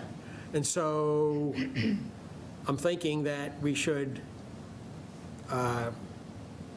have some tree replanting, and it might be that we should go for 2 to 1. If they took 3 trees down and put in a 2-for-1 replacement. Okay, I don't have a problem with adding trees to it, but because of the soil conditions there, I would prefer to have more that were smaller than few that were bigger. You know, I think if you put in, you know, like a 1.5-inch caliper tree there, the shock of how it was grown in the nursery to the conditions on this site are likely to be intense. But if, I have very good luck buying small trees from New England Wetland Plants, which is where we had thought about buying the shrubs from. Right. And they're generally smaller, but they are tough. That's what I would say. So that I think if you want to. Do they do a better job adapting them, or is? They grow them in wet conditions. That's what they do, is that they grow I see. native plants, no cultivars, and they grow them in similar conditions to what you would do in like a restoration area. And what is you're saying these are not the greatest conditions. What is it you're really saying about the conditions on the site? In other words, you said, Well, I think that some of the soils are fill, probably on an old wetland surface, you know, so that you've got this 1 foot of like lawn area soils, but they had a lot of rocks when they were pulling out the stumps that were there. And I think that smaller trees have a better chance of growing, you know, and they don't have to be really small. I mean, they could be like 4 to 6 feet high. oh, But I I was don't, hoping you weren't talking about saplings like, no, I mean, I think you can buy, you know, they come bald and burlapped, and they're pretty portable, but like the significant trees that you would plant in a yard, I don't think are really appropriate. And sometimes New England wetland plants materials are kind of ugly because they're not grown for their appearance, they're grown for their viability and their vigor. now, if, whatever number of trees that we agree to, and if we agree to what you're saying, Yeah. the owners would have to commit to taking care of them, particularly the first year, and second year, basically watering, because they won't survive otherwise. Well, the big ones definitely won't. Like, if you get a tree from the tree warden in town, like, you have to water that tree for 2 years because it's a significant sized tree going into a new environment. These smaller ones with New England wetland plants, I've had really pretty good luck with, you know, occasional watering, especially if it's like a drought condition, but they're just tough. And so that maybe you overplant and they're small for a while, but you assume that maybe self-thinning as they get older. But you could buy, I mean, the thing with maples is that they're soft and they don't live as long. I mean, I really like a swamp white oak. I think that that's a nice, long-lived plant that adds a lot to a community, and there are oaks on the sides of the yard, so I think soils would be suitable. You could do small white pines if you wanted to block or to screen your property, you know, from the wetlands, but I think they're kind of pretty with the skunk, now that you've exposed them. Yeah, so I think as long as we understood that the goal was native viable plantings, we could agree to that. What's your experience with hornbeam? I just put one in, I'm curious what you. I like them, and I'm seeing them a lot as street trees these days, Really? too. Lexington put them in as street trees, and they're, Encouraging for their hardiness then? they are hardy and they are native, and they have, you know, a pretty good wildlife habitat They value. tolerate wet? I think that they will tolerate the 0 to 20-foot buffer zone kind of wet. Kind of where I put mine, so that sounds encouraging. Thank you. Yeah, no, I think that they're a good choice, and they're not a plant that is diseased these days, which is not true of so many of the plants that we have been using in the past. Since you're proposing to put in smaller plants, what would you propose to put in the plan? Or Eileen, do you have a suggestion? She has already given us several, do you have the plan, like, that we can just share with everybody? I can get it open. You said what it was, I just don't remember it. You said, I thought there was, witch hazel were my taller trees, because I was thinking those would be sort of in the front, because they're attractive and they bloom twice a year, and they're, you know, something people value. And then for the behind ones, I think I had silky dogwood and viburnums, maybe, I think it was approximately 19. between the two properties. Yeah, I mean, I was thinking we need some trees that are going to grow taller and provide shade. as well. Yeah, yeah, I think Larry's just trying to suggest that you add 1 or 2 that'll get a little taller. yeah, no, I think if you put 2 trees on either property, that's 4 new trees along that row, if they survive. Now, with the 3 trees were taken down, if we did a 2-for-1 replacement, that would be 6. Okay, well, 6 Well, trees.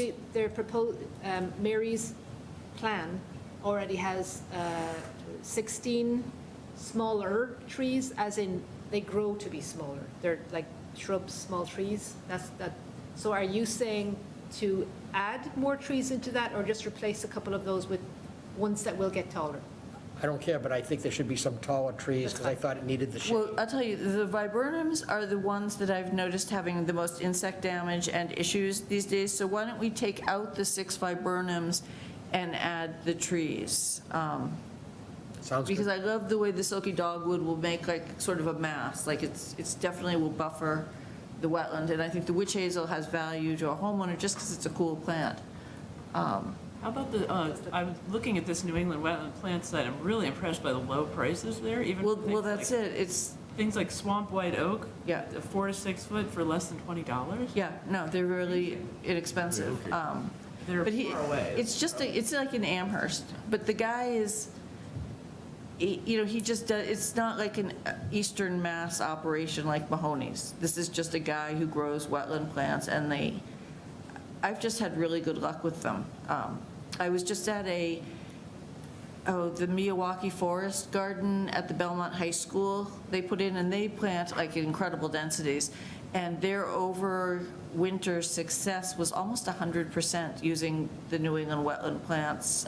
And they're small, but they looked great after a winter with a lot of snow and in a very public I place. gather they don't grow upland plants then, really.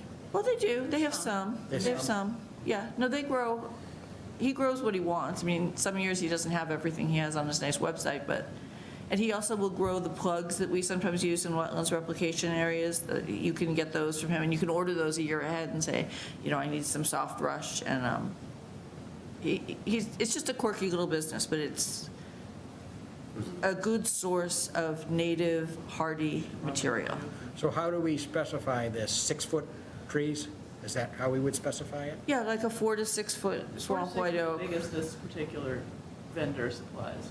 Yeah, because he Very low cost. doesn't want to lose them, like his plant guarantee is pretty good because they survive. He doesn't end up replacing How them. does the commission feel about that?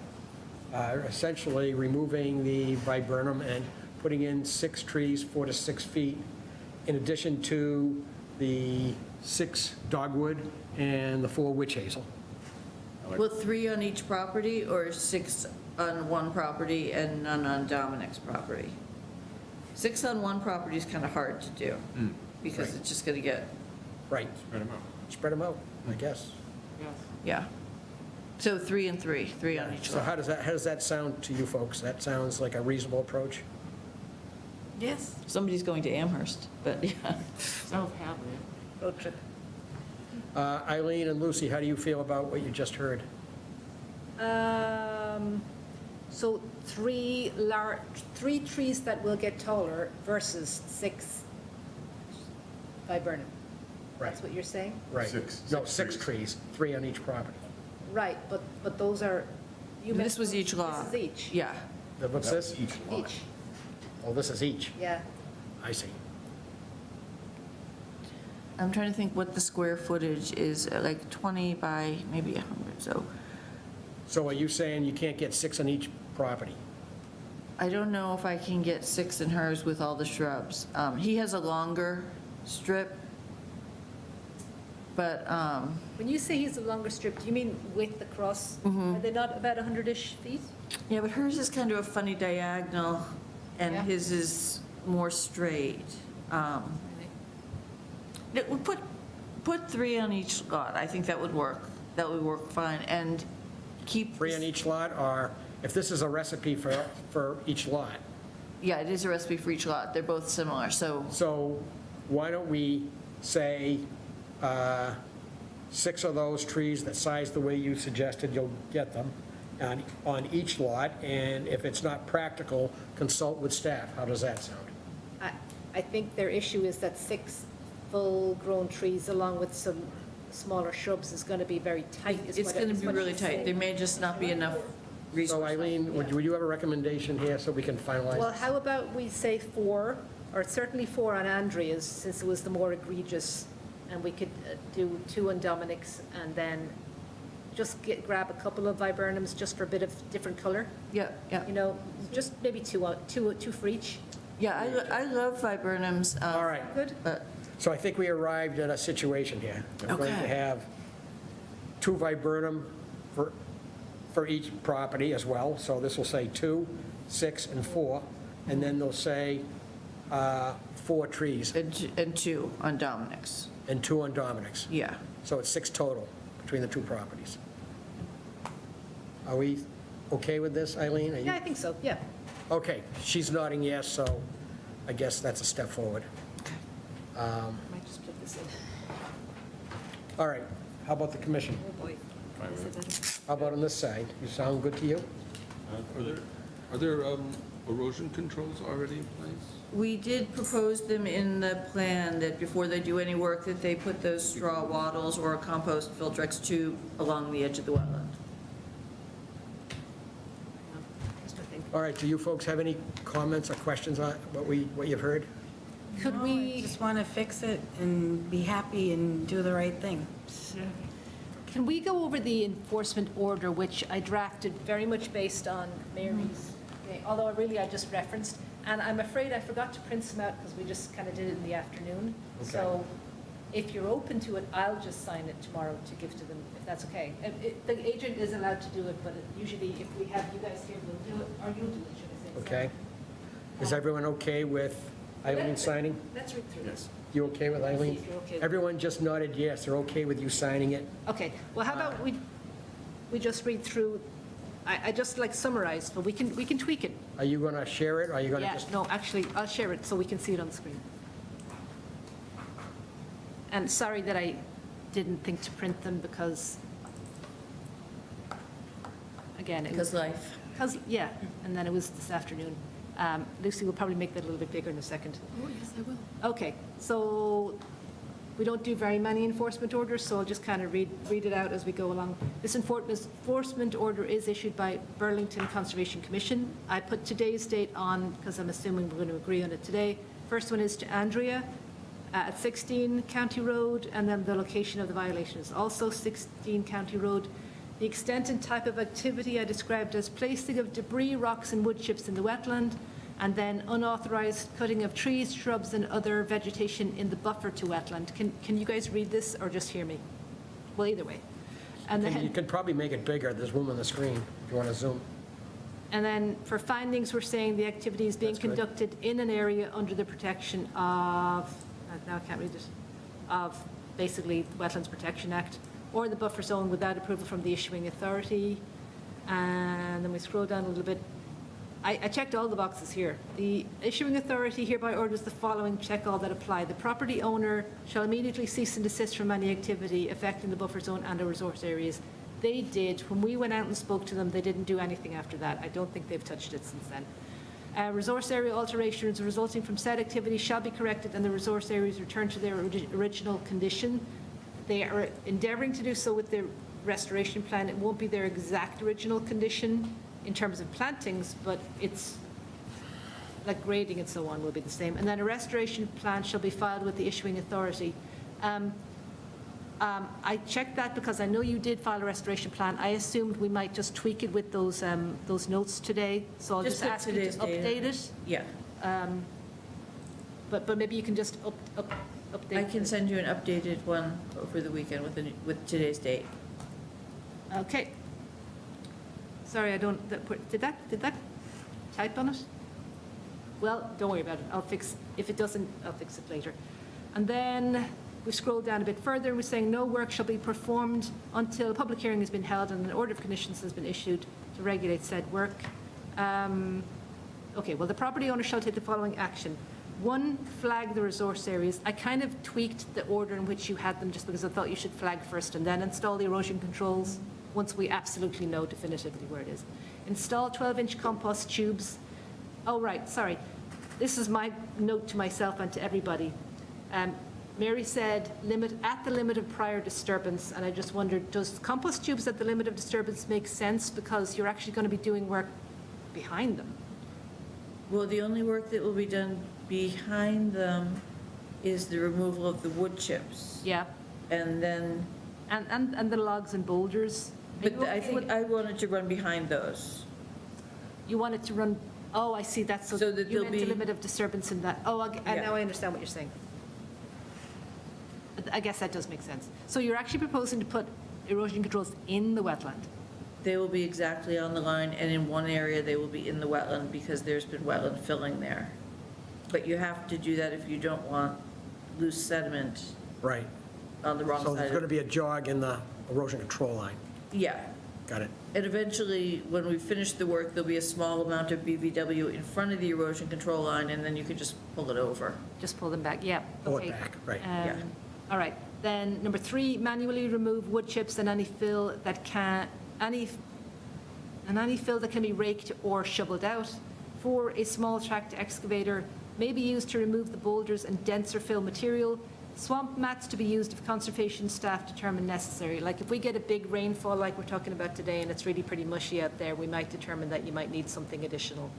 We'll just agree on that on, basically on the day or day before or something, if everyone's okay with that. And then number 5 would be plant per the approved restoration plan. I wondered if 3 was enough, but I'm okay with the idea of 3 swamp azaleas in the BBW, 16 shrubs, but we're now saying, like, for Andrea's side, we're saying we reduced it by 12 shrubs and then 3 full-size trees. I mean, so let me just tweak that. That's what we all agreed, right? 4 on Andrea, 2 on Dominic for trees. And we had reduced the number of shrubs a little bit because we went Yes. from 6 to 2. Yes. So 12 shrubs and 4, hang on, BBW, 4 trees, 4 native trees, 12 shrubs, and restoration mix in the 20-foot no disturb. Here's the bit that we might want to talk about. Work to be done by June 11, 2026. That's the meeting 2 meetings from now. Does that give you enough time to realistically get the work done? I don't want it to go on. I don't want it to go out for too long either. Well, I think it would be better if you gave us a little longer because I'm going to South Africa next week. So I have to see the penguins. Fair point. So if you could just go out further, that gives us a little more time to get it done. Are we okay with going out to the 3rd meeting from now? I'd like us to be able to at least. What date would have that an be? Is it update. still in June? Yeah, it is. Yeah, I can't that's remember fine. what, but what's the second one in June? 25th. Well, How long are you gonna be gone? It's the 11th. Just like 8 or 10 days. My daughter's running in the marathon there, so I had to go In watch. South Africa. Yeah. She's doing it for charity. It's like Cool. a thing, yeah. Is everybody okay with June 25th instead then? Yes, I mean, it's still a pretty short time, but I don't want it to start stretching out. right. In accordance with the approved restoration plan. Is that enough points to capture everything you need in the, I think so. all right, and then I'll sign that. That was the one for Andrea, number 16, and then the number 14 was just practically the same, slightly different, but we might tweak it. We'll just get the shrubs right and the numbers. Again, for Dominic, it was the same, oh, well, it was slightly different. Unauthorized cutting of trees, including, oh, no, he didn't do stump grinding, did he? No, they're all still there. Unauthorized cutting of trees, shrubs, and other vegetation presumably in the buffer to wetland. Oh, am I reading the right one? Yeah, this is Dominic. Pushing of vegetation and trash, including, I said car parts, but it's actually a bulkhead. Let's be specific. Well, whatever that is. I don't know that we need to be that specific, but it was a huge, big metal thing. I think it's fun to be specific. Someone's going to read these someday. Possibly into the 20-foot no disturb zone to bordering vegetated wetlands under the Burlington Wetlands Regulations. And then we're scrolling down, same as we did before, to the, take the following actions. 1, flag the resource areas. 2, install 12-inch compost tubes along the limit of prior disturbance, provided this is outside BBW. That was what made sense to me at the time, but I'm just going to remove that and just say limit of disturbance the same way that you said for the last one, Mary, and it made sense to me when you did. Okay, good. Remove boulders, debris, and cut vegetation from the tree line. Smaller debris behind the tree line to be removed by hand. A small tract excavator may be used to remove the boulders and large woody vegetation. Swamp mats to be used if conservation staff determine necessary, same as the other one. 4, plant per approved restoration plan. Again, we're saying, I think, 12 shrubs, 2 trees, and the restoration mix, right? I might just add the words, species to be agreed, blah, blah, of the trees, I mean. Yeah, we can look and see what he has available. He doesn't always have everything. Okay, but they should be native. Oh, he We'll just say native. Well, that'll be okay. Because I know you know what to look for. Mary can be trusted to find a good native tree. Weighty responsibility. Staff may require planting in the BVW if damage appears more extensive after clearing. It was a little bit hidden with all the stuff. And then work to be done by, and I'm going to change that to June 25th. Does that sound reasonable to everybody? I'm fine. Okay.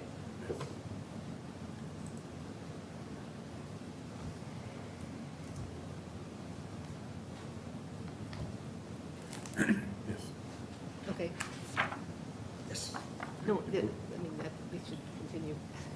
Okay, you're done, right? Yes. So we ought to have a motion to vote them? Yes, yes, yes, you should. All right. Could I have a motion to issue an enforcement order by the Conservation Commission for the property at 14 County Road? So moved. Second? All in favor? 500. Could I have a motion to issue the enforcement order for the property at 16 County Road? So moved. Second? Second. All in favor? Same vote, 500. Okay, I think we're all set. Thank you. Thank you all for your cooperation on this. Appreciate it. Thank you. Very much so. All right, so obviously, if there's any issues, call the office and, well, just handle what has to be handled. Yeah. Would you like to physically see them back on the 25th, or are you okay with staff visiting that week and updating you? What do you think? We could have a site visit too, or you could just update us. What does the commission want to do? Have her update? Yeah, that's Fine. Okay. Yeah. Everyone seems to say that they trust you 100% to update us. Why not, right? Okay. I guess we're all set? Yes. Okay. That's it. Thank you all very much. Appreciate your help in getting this resolved. Thank you very much. Appreciate it.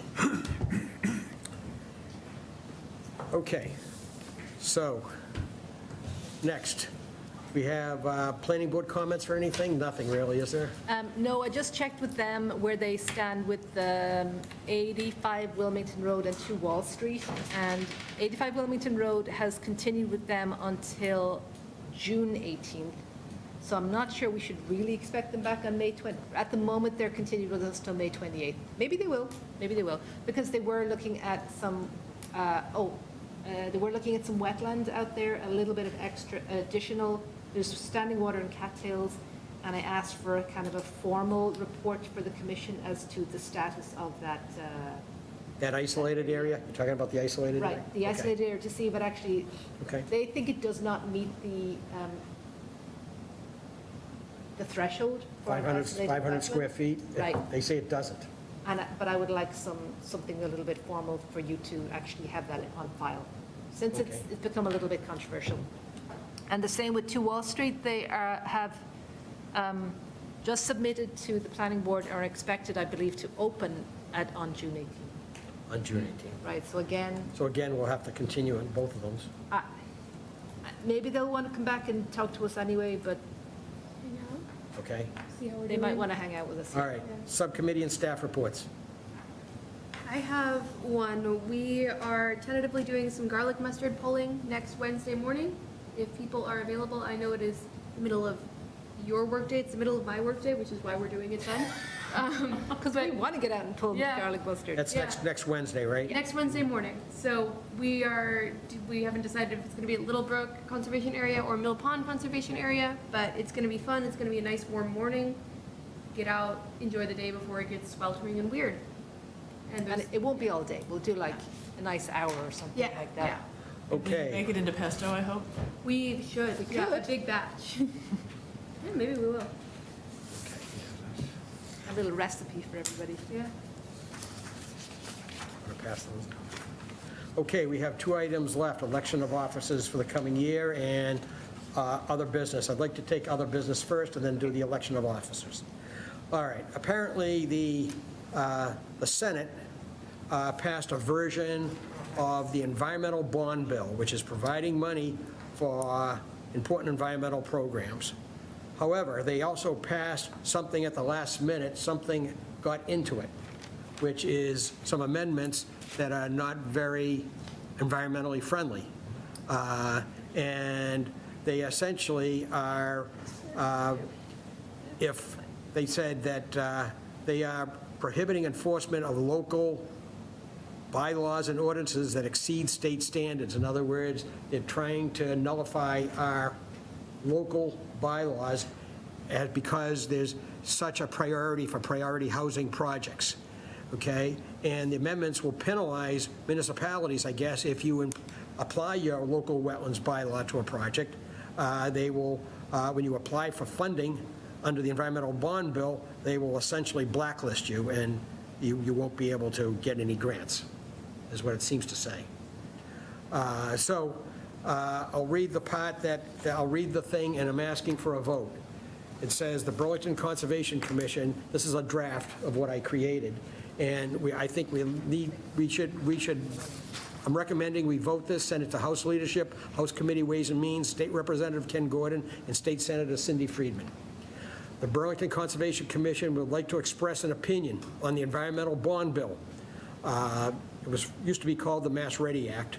The Burlington Conservation Commission supports much of the bill because it helps fund important environmental programs. However, there are some unintended consequences due to the amendments that were added in the last days of the Senate's review. The amendments will effectively prevent municipalities from enforcing local water protection bylaw ordinances that exceed state standards for our priority housing projects. On top of that, the amendments will also penalize these municipalities when applying for funding from this $3.6 billion environmental bond bill, even when the grants have nothing to do with priority housing projects. The Burlington Conservation Commission is opposed to the punitive preference modifier and zoning overrides. We ask that you remove amendments that restrict local wetland and wastewater bylaws and penalize protective municipalities. We also oppose the language requiring preference modifier that disadvantages towns that have strong environmental standards. It's important that the following sections be eliminated from Senate Bill 3064. It says this section preempts priority Section 60. This section exempts priority housing projects from local wastewater disposal review. I'll just summarize a little bit. The view that local environmental bylaws are not based on science is a fallacy. At a time when the number of impaired water bodies is increasing, the occurrence of potentially toxic bacteria is on the rise, and so forth. Section 68.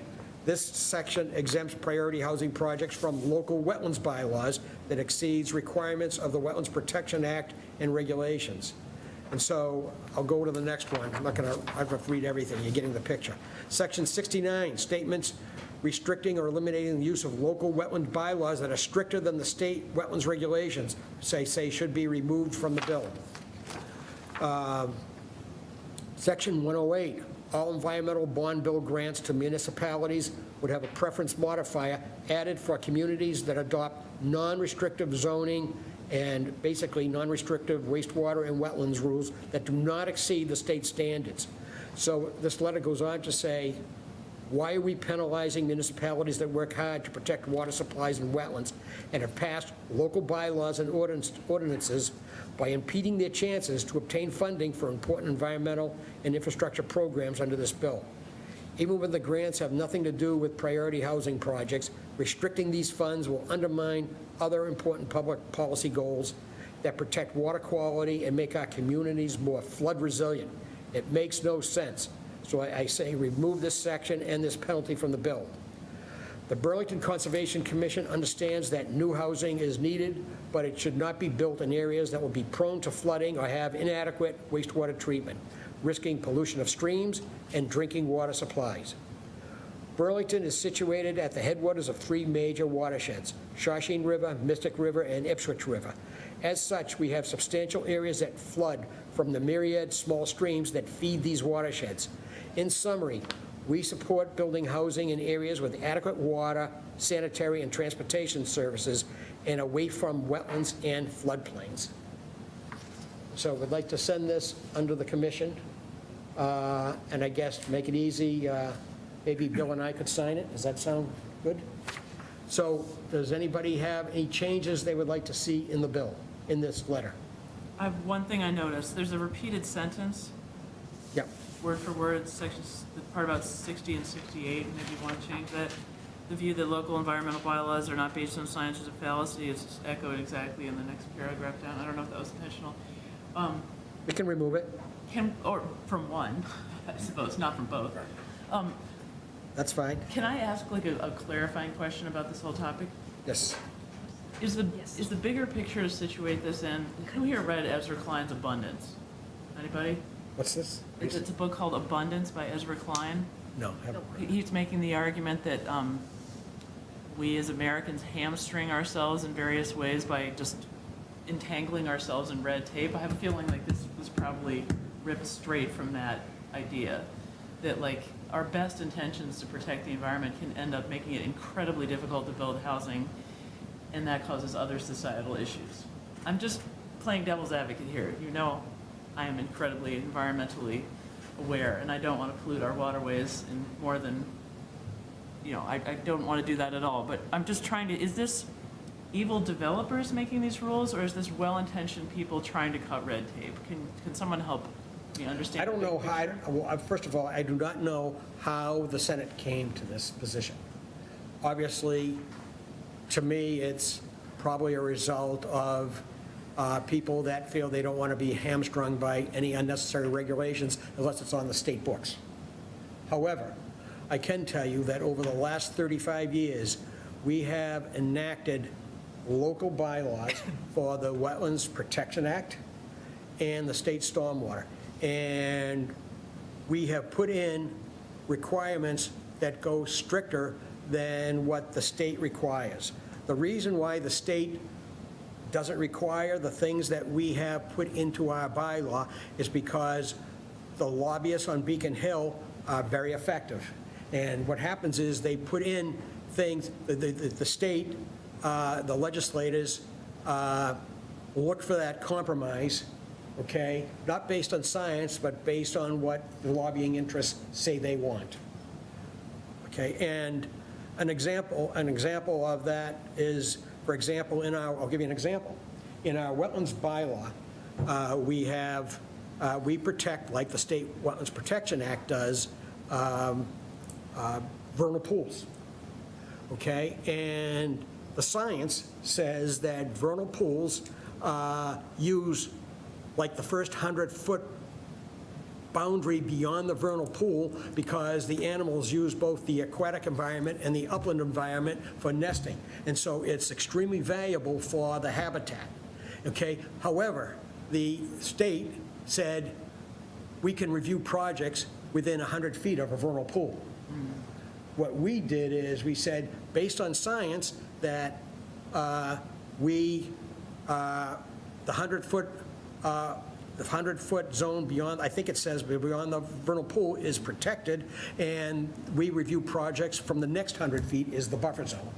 That's an example where we made it more strict than what they say. The Wetlands Protection Act doesn't enforce smaller areas that flood, okay? They have what is called these isolated areas, isolated lands subject to flooding.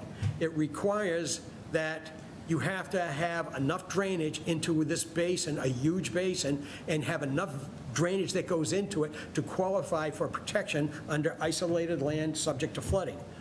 We said, no, these areas that flood, okay, if you fill them, that can be fairly substantial in themselves, but don't qualify for the isolated land subject to flooding designation, can cause substantial flooding. If someone fills them, that water, which is going into these isolated areas, could flood somewhere else. So we established in our bylaw that we're going to have that, you know, the de minimis size was going to be 500 square feet, and we regulate isolated wetlands that are greater than 500 square feet as a protected area for those reasons.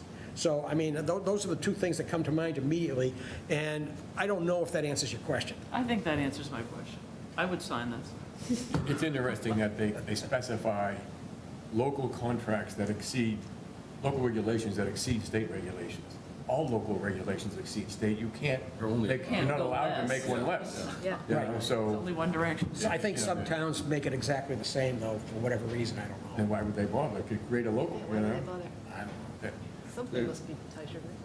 Yes, Rob? There's I mean, it, tangentially related, but there's I think a Massachusetts Supreme Court case that was ruled between Waltham and I think a property in Lexington that was proposing, I think, a ground-based solar array on a wetland that abutted a residential area. And I think that sort of came sort of like the sort of energy policy with, I think, the DEP's new concerns about using open space and green space for ground-based solar arrays, and there's a lot of sort of back and Cross currents. yeah, between Interesting. sort of like I think there was a change in the state energy policy to sort of have grants or something for these things, and then at some point the DEP was like, wait, they started becoming concerned about agricultural land being converted and sort of like loss of We've got to get forest. creative. Yeah, We've so got to find a way to it's have both. yeah, so I feel like something, like there's competing issues, but I remember too, like we, like a number of people on this commission, like we were involved with the, in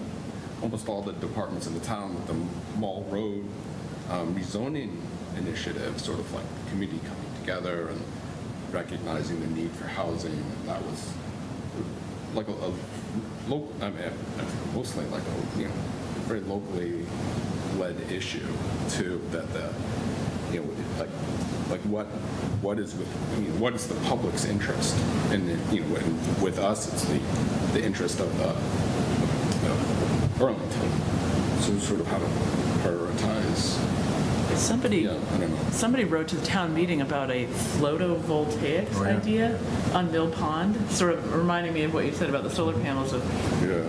floating He wrote to PV town panels. meeting, or he wrote to? It was, he wrote to the members. It was just a. Did? It was a TM guy, right? It was Jeremy here. Yeah. He's a planning board. Oh, okay. He's a planning board guy. All right, I thought it was a neat idea, ugly, but, I bet they really. I think it's interesting Not ideas. but, permissible. Yeah, I know. I got There's the a lot. impression since it was a lake or something, I think I followed that thread. It's a lake and not a pond, that it was, anyway. Well, We're getting off the rails. It's not allowed. It's not allowed. All right, so Eileen, do you have any comments on this letter? no, I think it's good. If you guys are happy, we'll print it out on letterhead. You'll get the right addresses and all that stuff? Oh, yeah. I mean, because we have it, it says House leadership, so should we send it to the House? I have some. Is this something we can email, or do you actually want to do like a formal snail mail letter? I'm asking you genuinely. I was thinking of a piece of a letter, because Do it the when they go to their meetings, it's nice for them to have a piece of letter. That's what I wrote, and I put it on letterhead. That's fine. Yeah. We just have to find the addresses. Yeah, and the House leadership, maybe the Senate leadership as well. So that's Mariano as the House leadership. The Senate president is Karen Spilka. And the House Committee on Ways and Means, you'd have to find out who chairs that. And our state rep is Ken Gordon, and our state senator is Cindy Friedman. Okay, you can do some of this, all right? Yeah, I can- Find some addresses. Are we okay with I will this? put that on my Yes. to-do list. I already have, Okay.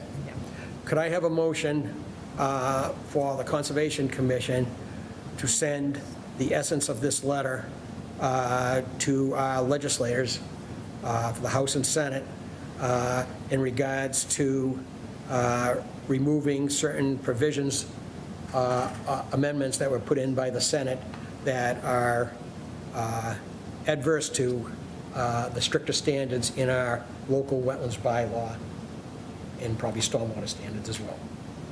So moved. Second. All those in favor? 500. All right, thank you. Okay, next, we get to, it's a time when we elect new officers. And I'd like to say that I have chaired this commission for a very long time. And it has been, I'd say, an honor for me to serve the town as the chair, being on the commission, and as chair for maybe 25 years or more, to help protect our natural resources. It's also been an honor because the people we have on the commission are some of the best people I've met in town. Okay, I really like all the commissioners that we have, and they are really great people. And I think we have, another reason why I've stayed on is because we have had outstanding staff support. I think Eileen and Lucy have continued in the tradition of outstanding support that when John was leading it, John Keeley, and you have continued in that tradition. And if all those things weren't in place, if the quality of the people on the commission, if the quality of the staff, and the feeling that I was actually doing something, quite frankly, I wouldn't have stayed on all this time. So for that reason, I've done it.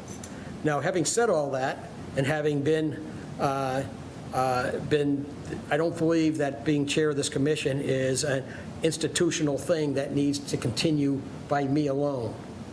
Okay, I have a great deal of respect for all the commissioners, and in particular, I think, as I offer it every year, I think Bill Boyven, Commissioner Boyven, would make an excellent chair of this commission. So with that, I would like to make a motion that we elect Commissioner Bill Boyven as the next chair of the Conservation Commission. Is there a motion? So moved? Or discussion? Is there a second? Are you seconding it? Are you seconding? We get a move to further that, okay, second. Bill second. Okay, all right, so does anybody want to comment further on the issue? Bill, do you want this? No comment. No, I will accept it, if so desired. All right, all in favor? 500. Congratulations to the new chair. Now, we need a vice chair. So we need a motion for a vice chair. Anybody would like, Propose Larry. I'll second it. unless someone else really wants to do it this, for the next year? Okay, is there a motion for me as the vice chair? Sarah did. I made the motion. And Okay, it's second. you second. Bill. Okay, all in favor? I can vote for myself. Okay, so we're set up for leadership for the next year. Congratulations to Bill. Thank you. And I'd like to just say, thank you to all of you for having confidence in me to be able to do this. As Larry mentioned, he's asked me at least 4 years in a row if I would be willing to consider being chair, and I've always said no, because I always thought I couldn't be Larry Cohen. He's been chair for 25 years, and his level of expertise and experience and the teaching skills that he has and his dedication has made this one of the most respected boards in town. It really is.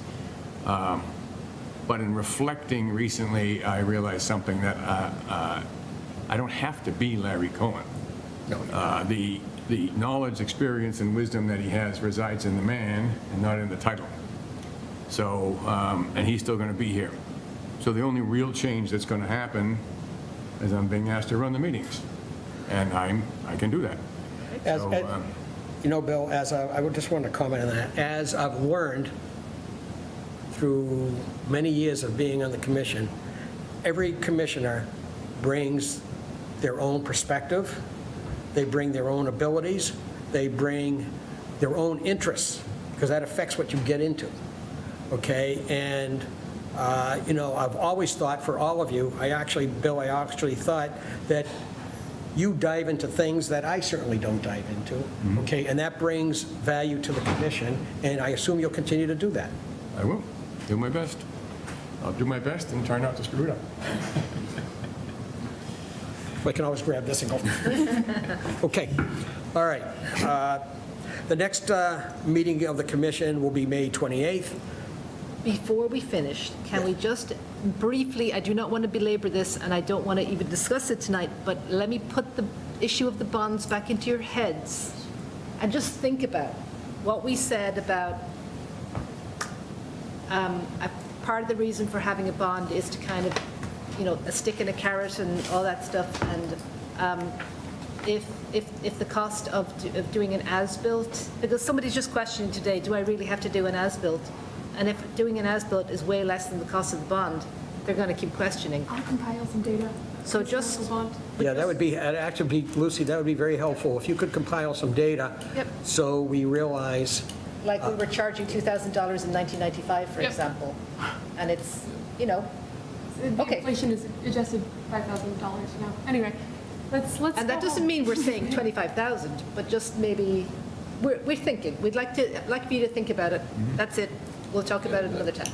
And I think with the, sort of like the EDU question, and then some, to have it be consistent, I think across like Okay. attached ADUs, or, like there's some, if we're, I think that's fine. before we had that chart with the different towns and sort of, I think that was for the That was permit for fees. Yeah, for permit fees, so maybe something a little bit, or do you think it's not We quite so could, but relevant? not that many towns have a bylaw with bonds, as far as I know. We can look into that. We'll Or we'll just- take a yeah, look. or just Yeah, we'll something take a that- yeah, if you have any comparable Yeah, towns that, we'll look at some backup. Yeah. But researching stuff like this is my. She loves this. Yeah, I love it. I will have such a great time. So let me do it. plus, once you find one, you can talk to them and Yeah. see how they feel about it, too. Mm-hmm. Yeah. Yeah. All right, if there's nothing further, Bill, you're the chair, would you please adjourn the meeting? I would entertain a motion to adjourn this meeting.